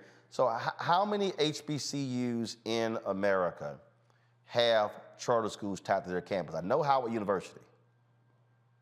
Yeah, good question. Off the top of my head, I'm not sure how many institutions right now have a charter school connected with their campus. What we do know is there are a number of HBCUs around the country that do have K through 12 schools attached to their campuses. So Bennett College in North Carolina, Tougaloo College in Mississippi has one as well. And we believe this is a great opportunity to expand that network and go back to a legacy of what HBCUs used to have in terms of having K through 12 institutions directly connected to their institutions. So we're talking. So first of all, $10 million is a lot, but not necessarily a lot. So how many schools are we talking about? Because charter schools, again, schools range in size, so how many schools is the UNCF looking to open with this investment? Yeah. So I think a different way to think about this, Roland, is what we're really trying to do is work with HBCUs to catalyze the process of starting schools. So we want to work with as many HBCUs that are interested to start down the path of what's the right way for them to innovate in secondary education to help build a pipeline of young people that are ready for college and careers. And so this won't necessarily directly align to a number of new schools open, but it will hopefully get a large number of HBCUs working on both building teacher training pathways as well as opening new innovative schools. But the reason the charter school is important is because, one, you're having a much better control of the education of the students. What I mean by that is, and look, I'm a huge supporter of charter schools, but I'm a supporter of every form of education: public, traditional public schools, charter schools, magnet schools, private schools, online school, all of it, as long as it's working. And if it's failing, I believe in getting rid of it, including charter schools. But the thing that I always keep saying to people, if they understand, college is at the end of the education spectrum. If you've got a child going through elementary school, junior high school, and high school, and they're not meeting the grade, it's a good chance they're going to fail, or they won't even get to college. But if they do get there, they're actually going to fail. And so it is important to me having the ability to be able to create a school where you can be able to impact that child in elementary school and send them to that feeder school, to that junior high school, or even have a situation with Bloomberg's money where you create a charter school that's an elementary school, then a middle school charter, then a high school charter, and then they're able to go to the HBCU. So you're really controlling the entire educational process of that child. Yeah, I think that's right. And I think it's also important, Roland, to really think about how, look, HBCUs have a rich history for over 150 years of helping, in particular, Black people find educational success and pathways into successful careers.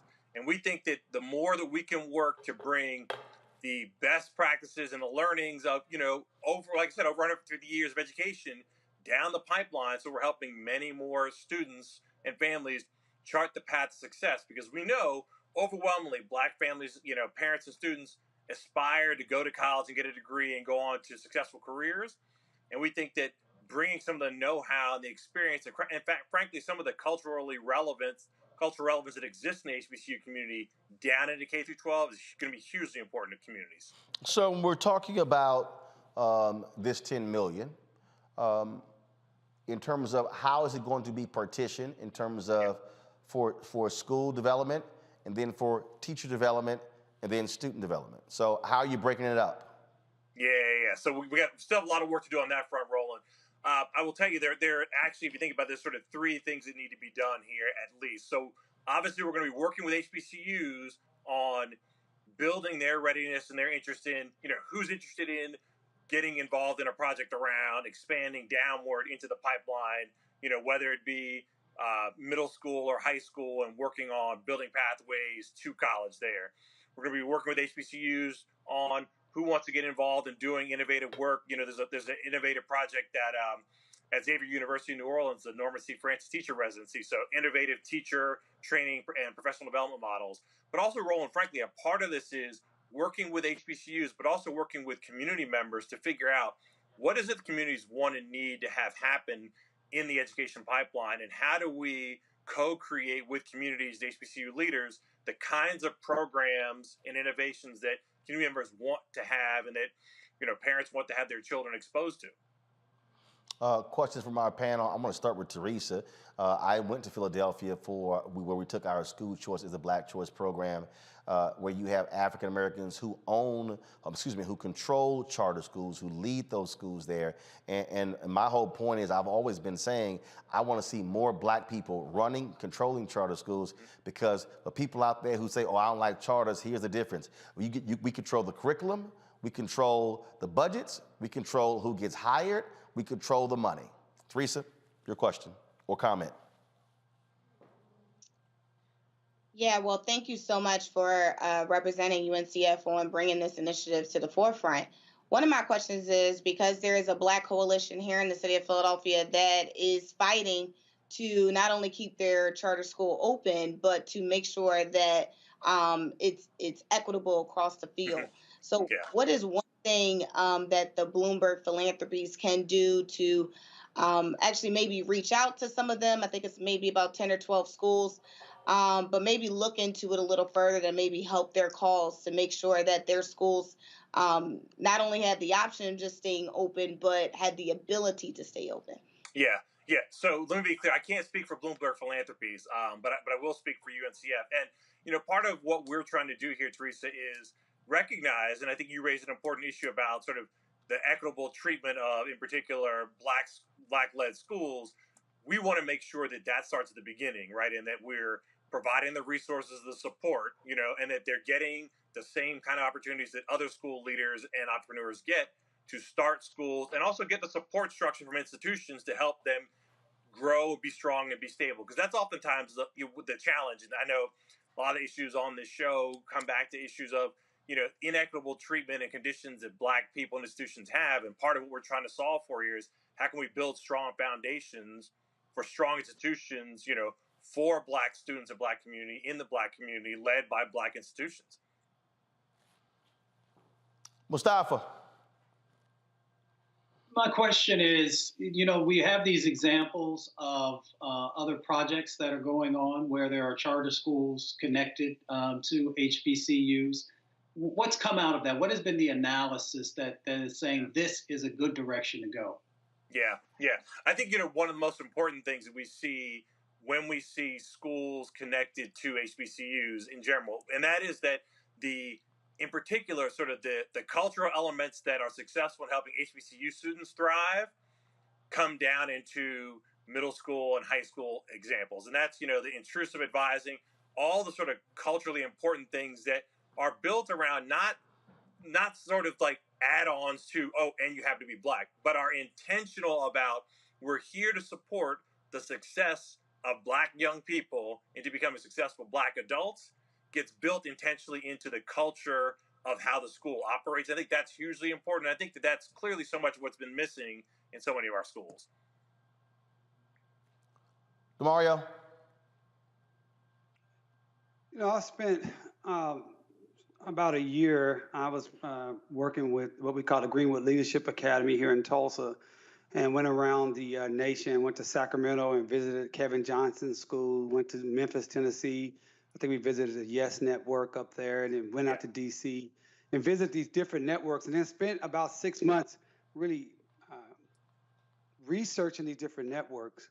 And as Roland said, so many of these larger charter schools are run by, white corporations, and they're making tens of millions of dollars a year. So my question is twofold. One, what has been done with these funds and overall to make sure that this funding goes to Black led institutions? Yeah. And then number two, that these institutions, as we control the curriculum, but can have more African-centered thought and African-centered perspective, and not just Black people running the same type of white supremacist type systems? Yeah, great question. So I think, so the first part of it, what we're focused on is building pipelines and pathways for Black teachers and Black leaders, because we believe that, much like we see in successful HBCUs today, that having, Black leaders in place working in communities that they are connected to, that they listen to, they work well with, we're more likely to set up successful programs and systems in schools that help the students that they're designed to help. And I think the reality is that we know that the successful institutions do those things. So we're going to work really, really hard to both identify the kind of people who want to do this work and some who are already doing this work, who perhaps want to connect with an institution in order to scale and build out, grow a school that they're currently operating or a program they're currently have in existence. So there's a lot of work to be done here. But I think you hit some important points, which are that this has to be Black people doing the right things for Black people, which we believe is important and which is part of what we're going to be doing here, not simply Black people doing something that somebody else did poorly also. All right, then. All right, well, good luck with it. We look forward to getting more information about it. And again, we want what's the best for our students and want to see them succeed, and that's really what it's all about. Appreciate it. Thanks a lot. All right, thanks a bunch. All right, y'all. Coming up next, Marketplace. Folks, so check this out. So y'all see these shoes I'm wearing? It's a Black-owned company, the shoes that I'm rocking right now. And so just give me camera one. So what y'all will see is, so we're going to talk about the owners next, but I'm going to tell y'all how they got on when Joe Torre and I, let's just say we had a few words for each other. Because, he a Lil Mega. He is Lil. So we had a few words for each other at the Eric Dickerson golf tournament that was in California a few months ago. You're watching Roland Martin Unfiltered on the Black Star Network.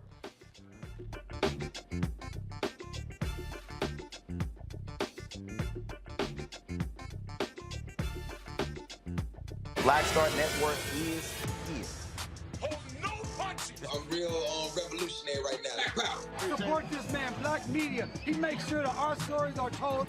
Thank you for being the voice of Black America, Roland. Stay Black. I love y'all. All momentum we have now, we have to keep this going. The video looks phenomenal. See, there's a difference between Black Star Network and Black-owned media and something like CNN. You can't be Black-owned media and be scared. It's time to be smart.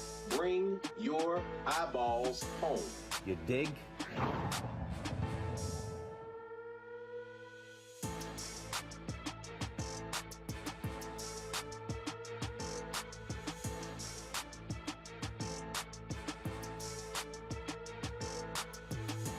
Pull up a chair, take your seat. The Black Tape with me, Dr. Greg Carr, here on the Black Star Network. Every week, we'll take a deeper dive into the world we're living in. Join the conversation only on the Black Star Network. Now, did you ever want to do a soap opera? I did it before, Another World. I did it years ago. With Joe Morgan Freeman, called Another World. It's defunct now, but that's how I started in TV. My first job. My very first TV job. Joe Morton and Morgan Freeman were on a soap opera? Together. Yes, wow. I know. Oh, I loved it. I played a prostitute. I was real raw. My name was Lily Mason. I was a hoe on Tuesday, and then I owned the town 2 weeks later. That's how they do you. Right, that's how soap opera. You evolve, yeah. Right. So now I'm on this, but I'm rich right from Jump Street. So I'm loving it.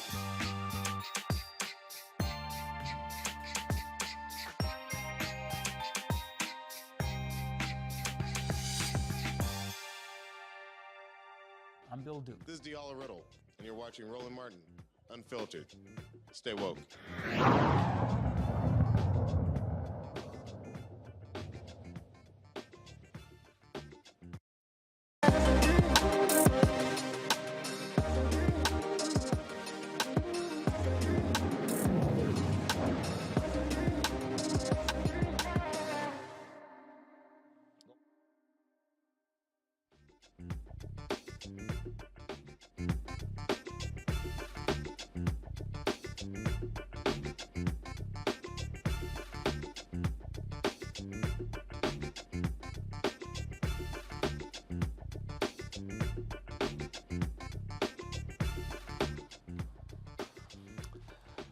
All right, fam. So a few months ago, I was playing in the Eric Dickerson golf tournament in California, and y'all know we always score on each other when we get together.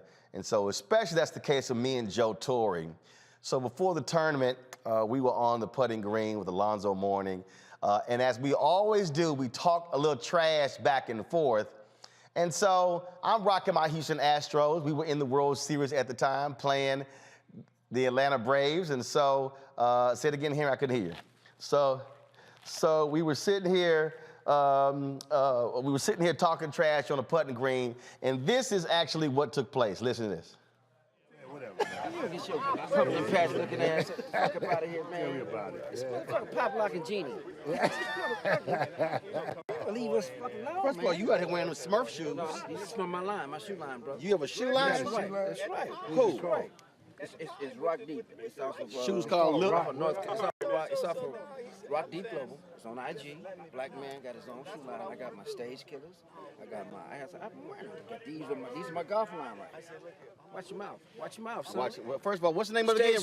Rock who? It's Rock Deep Global. Rock Deep Global. It's on Instagram right now. That's the company that's doing my shoe. Yeah, okay, all right. Thank you, out of North Carolina, bro. Yeah, all right. I'll get you a pair. Right. I'll get you a pair.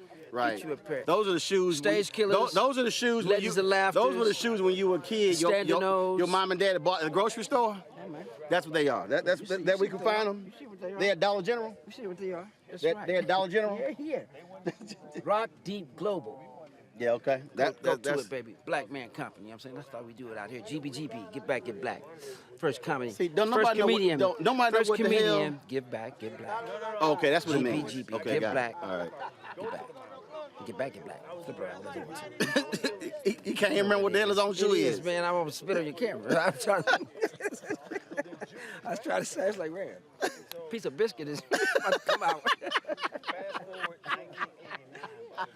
Rock Deep Global, baby. That's right. Joe Torre, the first comedian with his own shoe line. The Legends of Laughter shoe line. The Standing O's. All right. The Stage Killers. That's what I'm doing. That's what we're talking about. That's what I'm releasing first. This is the golf, one of the golf versions. You done? Man, we ain't got enough space on the card. You done? We got 128 in it.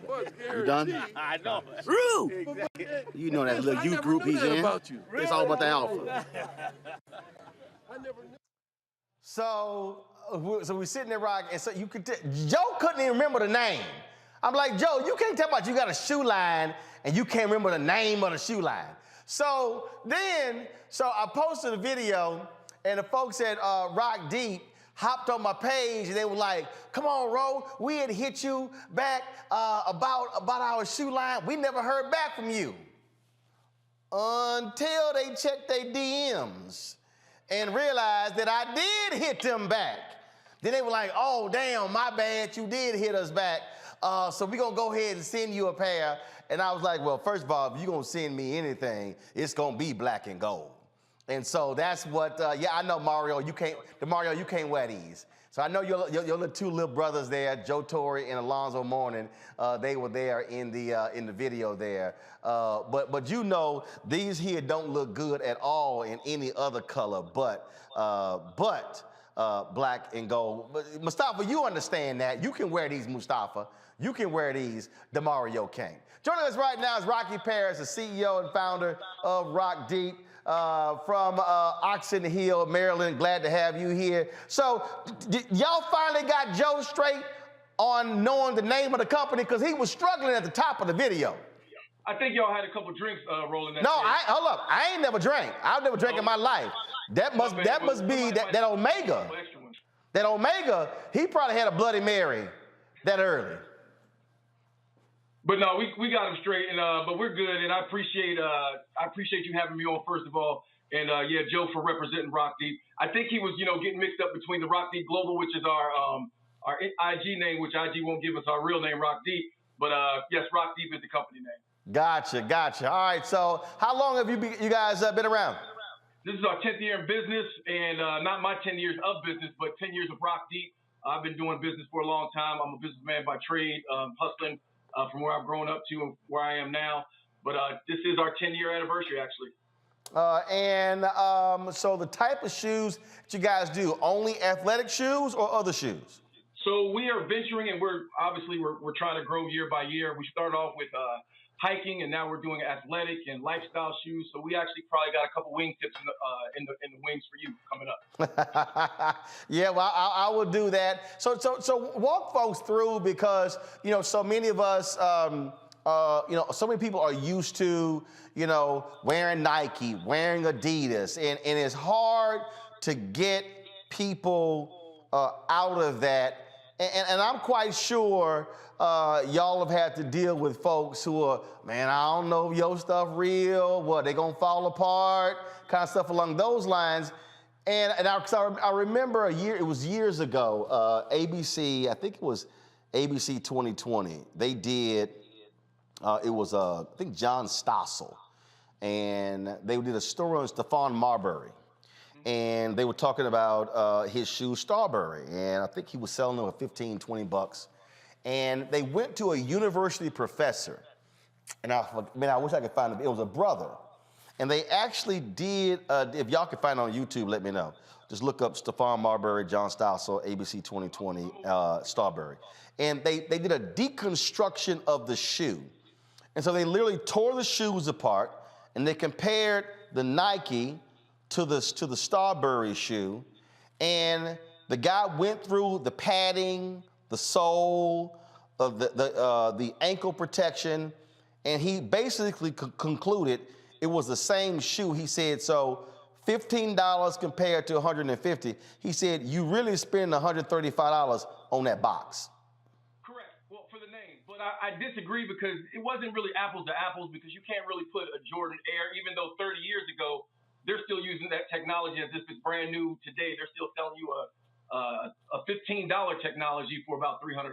But back then, he really wasn't doing EVA to EVA and upper material to upper material. He wasn't using a signature Jordan. He was doing an old team Jordan. So I'm actually familiar. I'm 49 years old myself, so I go back a little bit ways myself. But to your earlier point of how do we get people to believe in us, brand loyalty, and just being out there hustling. We didn't get here overnight.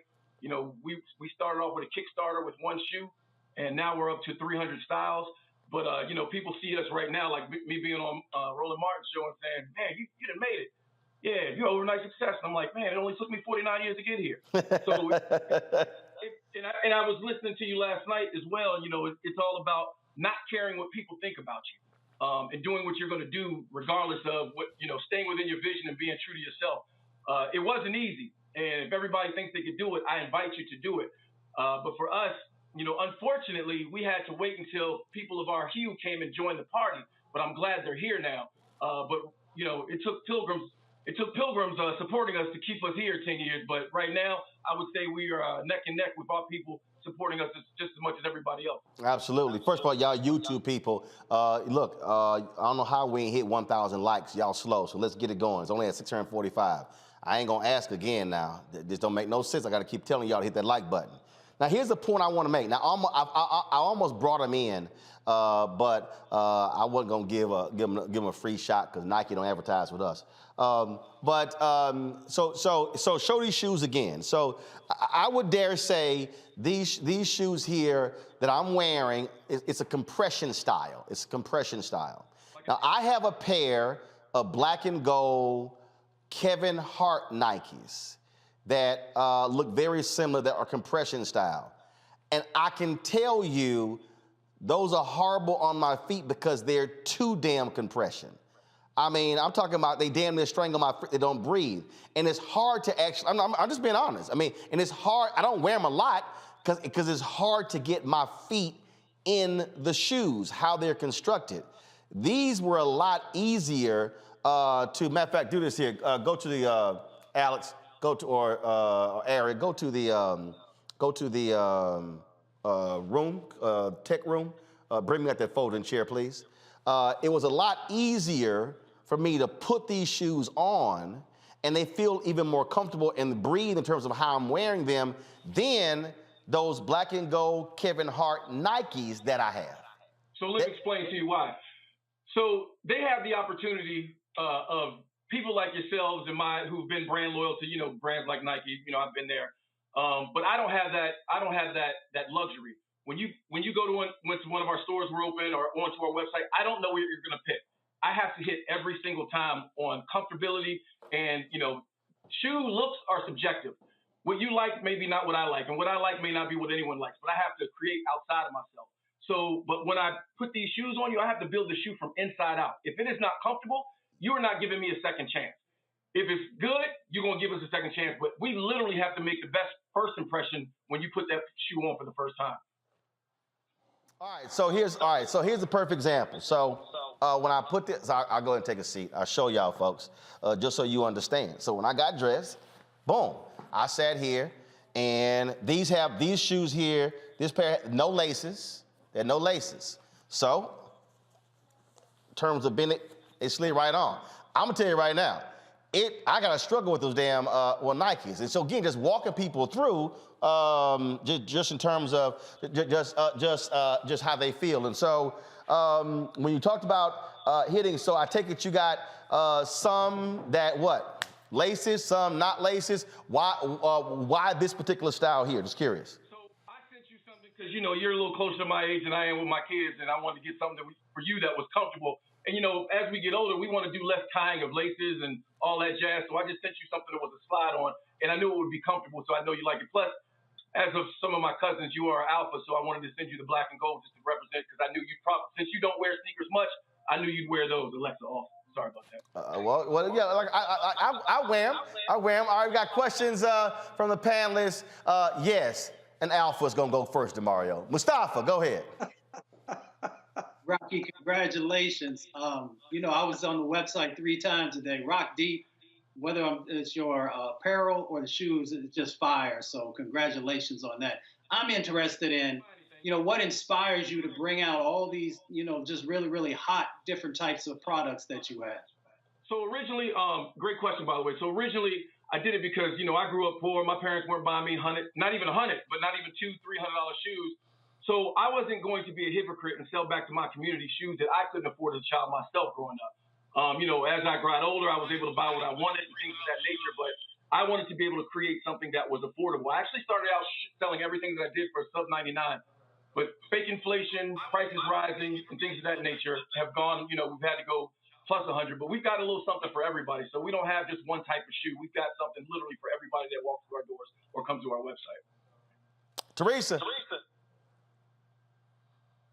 Well, congratulations. As a fellow entrepreneur myself, I know what it takes to get to this point. I am actually on the website right now. Roland, I'm glad you actually did that example. My dad is also up there in age. And so I am literally going online trying to find him sneakers, because literally we were just at the store the other day and he was talking about I'm over shoelaces and I need something that's comfortable. So hold on, let's be clear. I ain't got a problem tying no damn laces. So that shit ain't got nothing to do with me being 53. I'm just simply saying, out of the compression shoes, these slide on easier. I'm like, so you might want to change. What the hell you talking about? Up in age like your daddy, and I can't. You lost your damn mind.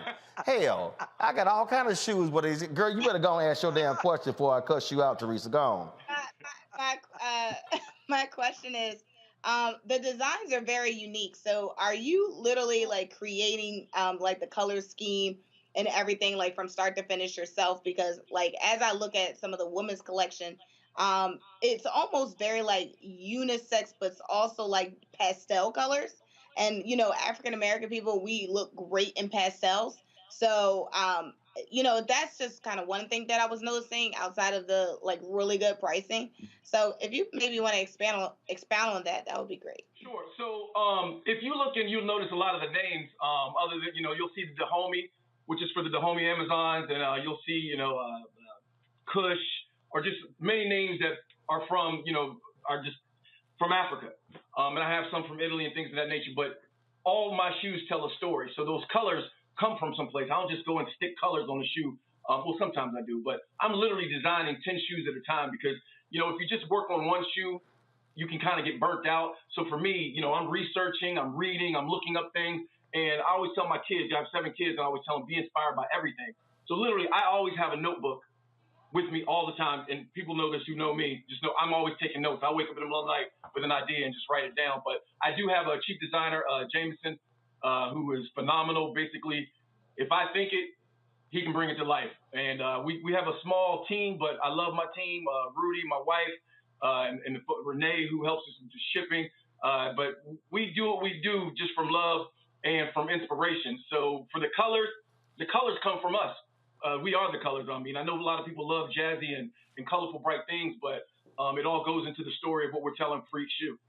All right, well, Joe Torre sent me a text. He said, that was hilarious, #upper age. I said, yeah, she think I ain't caught that damn shade. I know Teresa thought I ain't catch that. Oh, I'm quick now. And I'm gonna hit your ass right back. Talking about just like my daddy up in his age. You lost your damn mind. DeMario, go ahead and ask your question. I love it, Teresa. Thank you so much. Because you know he always talking that noise. So we got to get him every time we can. With your old ass. Come on.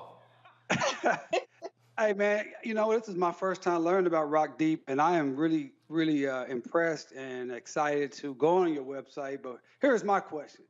How can I get some purple and gold? I like what Roland They don't sell that many. They trying to make money, dog. They trying to make money. I like what Roland has on. It's just the wrong damn colors. Joe Torre, I know you got some purple or gold if you got Joe Torre representing. So how can I? It's the right color, son.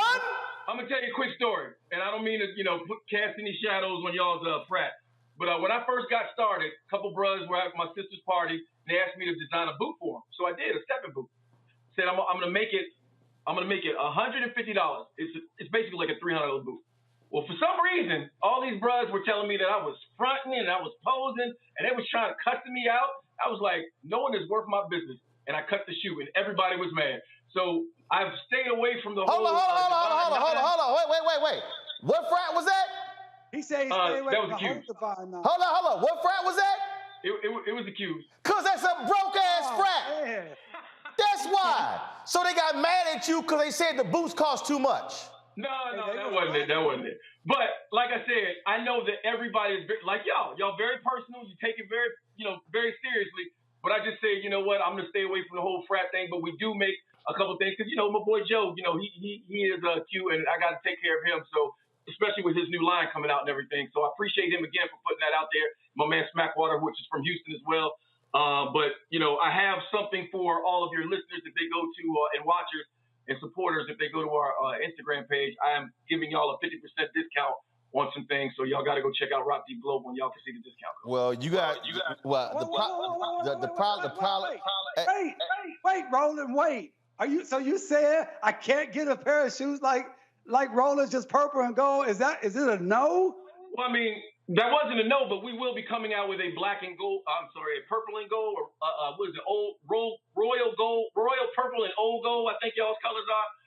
We will be coming out with a color similar to that, but it'll be because of my Lakers, not because of the Q. Now that's called some good shade right there. That's called good shade. He said they coming out with.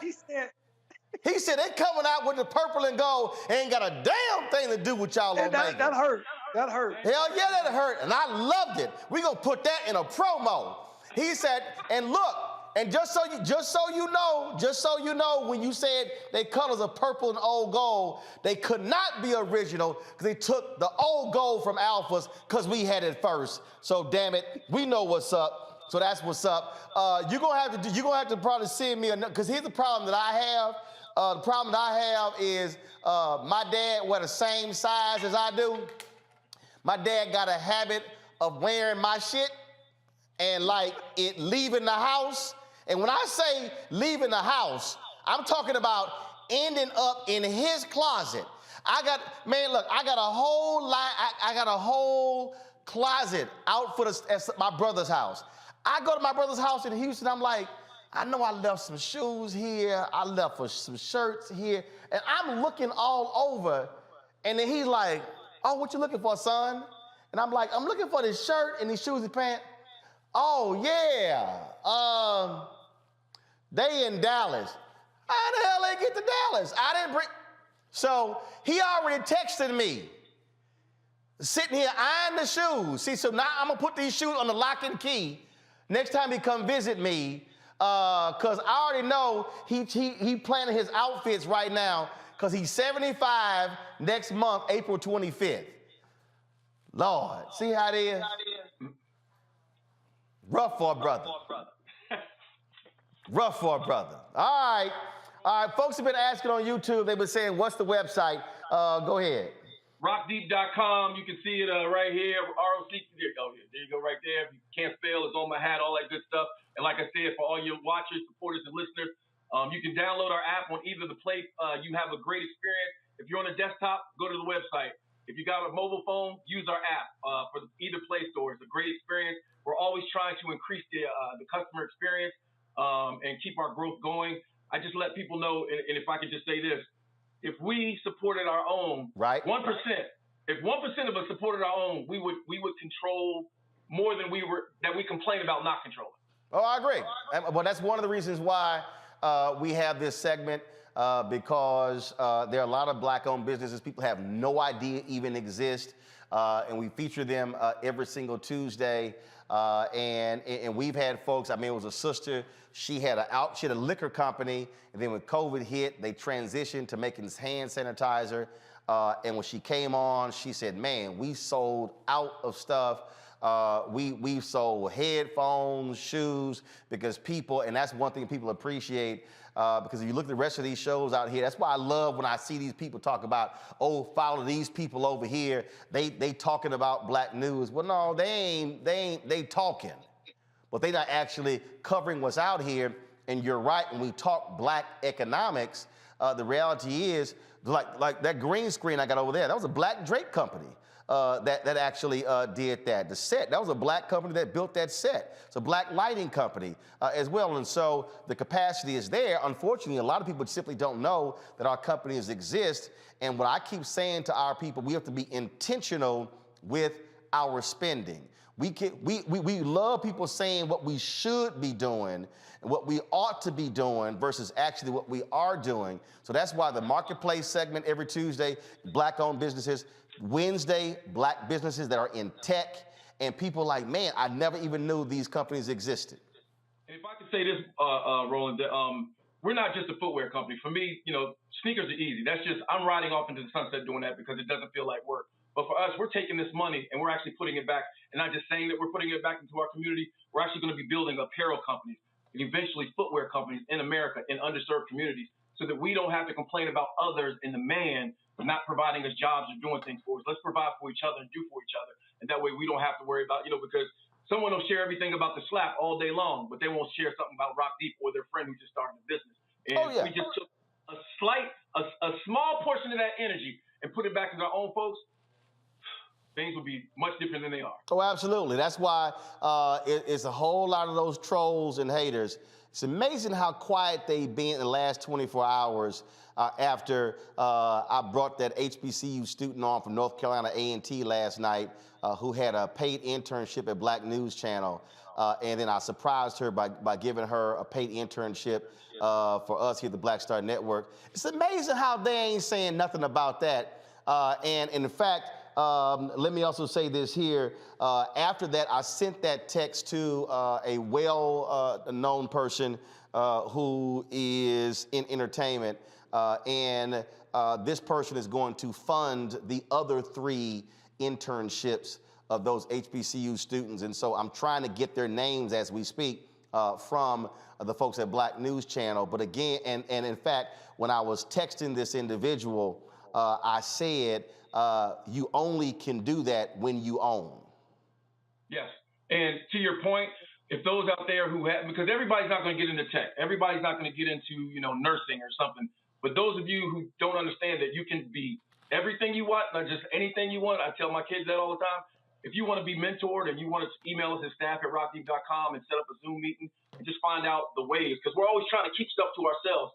I'll shout out every other black footwear company in the world. Why? Because we can all eat. The table is big enough for all of us. There you go. We're all trying to hold on to our own thing. If I feel like I can't mention Saya Collective or Kai or whatever, that means I'm insecure about what I'm being able to provide. And I ain't worried about everybody else. I'm just trying to put as many people on as possible. Well, the phrase that you just used is the one that I use all the time to my brothers and sisters who are in Black-owned media. It's enough for all of us to eat. It's enough, because here's the deal. Disney can't eat all of the advertising money. Comcast can't. It's enough for us to eat, but if we're willing to also fight for it. Now, when you say it's a 50% discount, is there a code they have to use? Yeah. If they go right now to the Rock Deep Global IG page, there's a rolling, I'm not going to say it all because I want them to go, let's get all your followers to follow us too, because I want all my followers to follow you. But if they go there, they'll see 3 different discount codes that they can use on 3 different collections. And, they'll have a site-wide discount that I also gave out as well. All right, now we'll do that. Well, I see your 42,000 followers. So I see that was cute how you tried that. It was like, yeah, we're gonna see why all your people come over here knowing full well I got 644,000. I see what you tried to do right there. See, y'all think a brother 53 is slow. No, I ain't slow. I appreciate it. Again, congratulations. And again, I need everybody to understand. Y'all know I don't front. I don't lie. If these shoes would not be comfortable, I would not be saying they comfortable. That's why I pulled them on and I put them on, pulled them on, pulled them off live on the air. Because when I put them on today, before I came to the show the first time, I was like, damn, these went on real smooth. And so I wanted to show y'all that. And yes, they look great. And of course, the colors are most important. And so sorry to Mario. I know he already got off, but he gonna have to suck it up. No purple and gold. So yeah, I'm gonna have to go get the other black and gold because my dad is already tripping. He gonna text me saying I'll get a locksmith for your stuff. No, he gonna have to stay in Dallas trying to take my stuff. I appreciate it. Good luck. And again, folks, go to the Rock Deep Global Instagram page, and you'll actually see the code right there for y'all to get that 50% off of the shoes. I appreciate it, man. Thanks a lot. Thank you. Appreciate you. All right, then. And check that DM next time. Yo, he gonna say, bro, man, he gonna try to go, man, we hit you up, you ain't respond. Then he went, oh, damn, I did. So my bad, I see you did respond. Yeah, we kind of missed that. Simone, I'm putting it on her, but it was on me. I take it on the chin. All right, appreciate it. Take care. Appreciate you. All right, then, folks. That is it for us. Mustafa, Teresa, Mario, I appreciate it. I think y'all always hanging out with us. And Teresa, don't be trying to see this slide no shade in there talking about I'm like your daddy. First of all, how old is your daddy? And see, if I answer that, Teresa, how old is your daddy? He'll be turning 80. How the hell you gonna put me and your daddy in the same damn category? My daddy turns 75 next month. You done lost your damn mind. I'm sitting here thinking, Teresa, just go ahead and click, just click off. Right. Just go ahead and click off. Y'all don't see Teresa for a few weeks on the show. Y'all know she in the Roland Martin Unfiltered Doghouse. Lost her damn mind. Her daddy 80. Mustafa, what the hell was she? Mustafa, really? What is wrong with Teresa? I know Teresa gone. I'm going to call her when I get in the car. Lost her mind. I beat that her ass. Man, y'all, look, I don't think I cussed one. If I cussed one time today, I think I cussed one time. Yeah, I did cuss. Well, I was in context when the N-word and coon, but I ain't really cuss. Teresa about to make me cuss. Gonna put me in the same category. Her daddy 80 years old. Her daddy older than my daddy.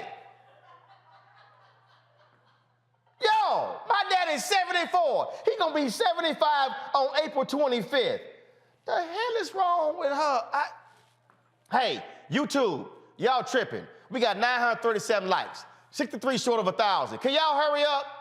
Okay, I'm about to sit and tell people how to give. Y'all better hit 1,000 likes before we log off, okay? It's been 2,000 of y'all on here. Why y'all got a brother begging for some damn likes, okay? Listen, if y'all want to support us, Mustafa, thanks a bunch. Download the Black Star Network app, y'all. Apple phone, Android phone, Apple TV, Android TV, Roku, Amazon Fire, Xbox One, Samsung Smart TV. Y'all, I was on the phone today. We are preparing, and this is why giving is important. we are preparing our 24-hour streaming channel. I'm working on it as we speak. I hope to have it launched no later than the third quarter of this year. And so y'all, if y'all want to support us, join our Bring the Funk fan club. Every dollar that you give goes to support this show, what we're building, what we're doing. Some amazing stuff. If you do not want to give via these platforms, it's okay. You can send your check and your money order. Yes, I will sit here and open that envelope, take a picture of that, sign the back of it, take a picture of it and deposit. It's a whole lot of work, but every dollar counts. P.O. Box 57196, Washington, D.C. 20037. Cash App is $RM Unfiltered. PayPal is R Martin Unfiltered. Venmo is RM Unfiltered. Zelle is roland@rolandsmartin.com. roland@rolandmartinunfiltered.com. Y'all, that's it. I appreciate it. Thank you so very much. I will see y'all tomorrow right here on Roland Martin Unfiltered on the Black Star Network. Teresa talking about just, she know her daddy can't get up this hot. She know her daddy can't hop like an alpha can. And DeMario, you know your knee's so bad, you can't even do that spin. You know you can't do it. DeMario hit that step, he'll sit here and lose his mind. He'll blow his ankle and knee out. All right, y'all, I'm out. Holla!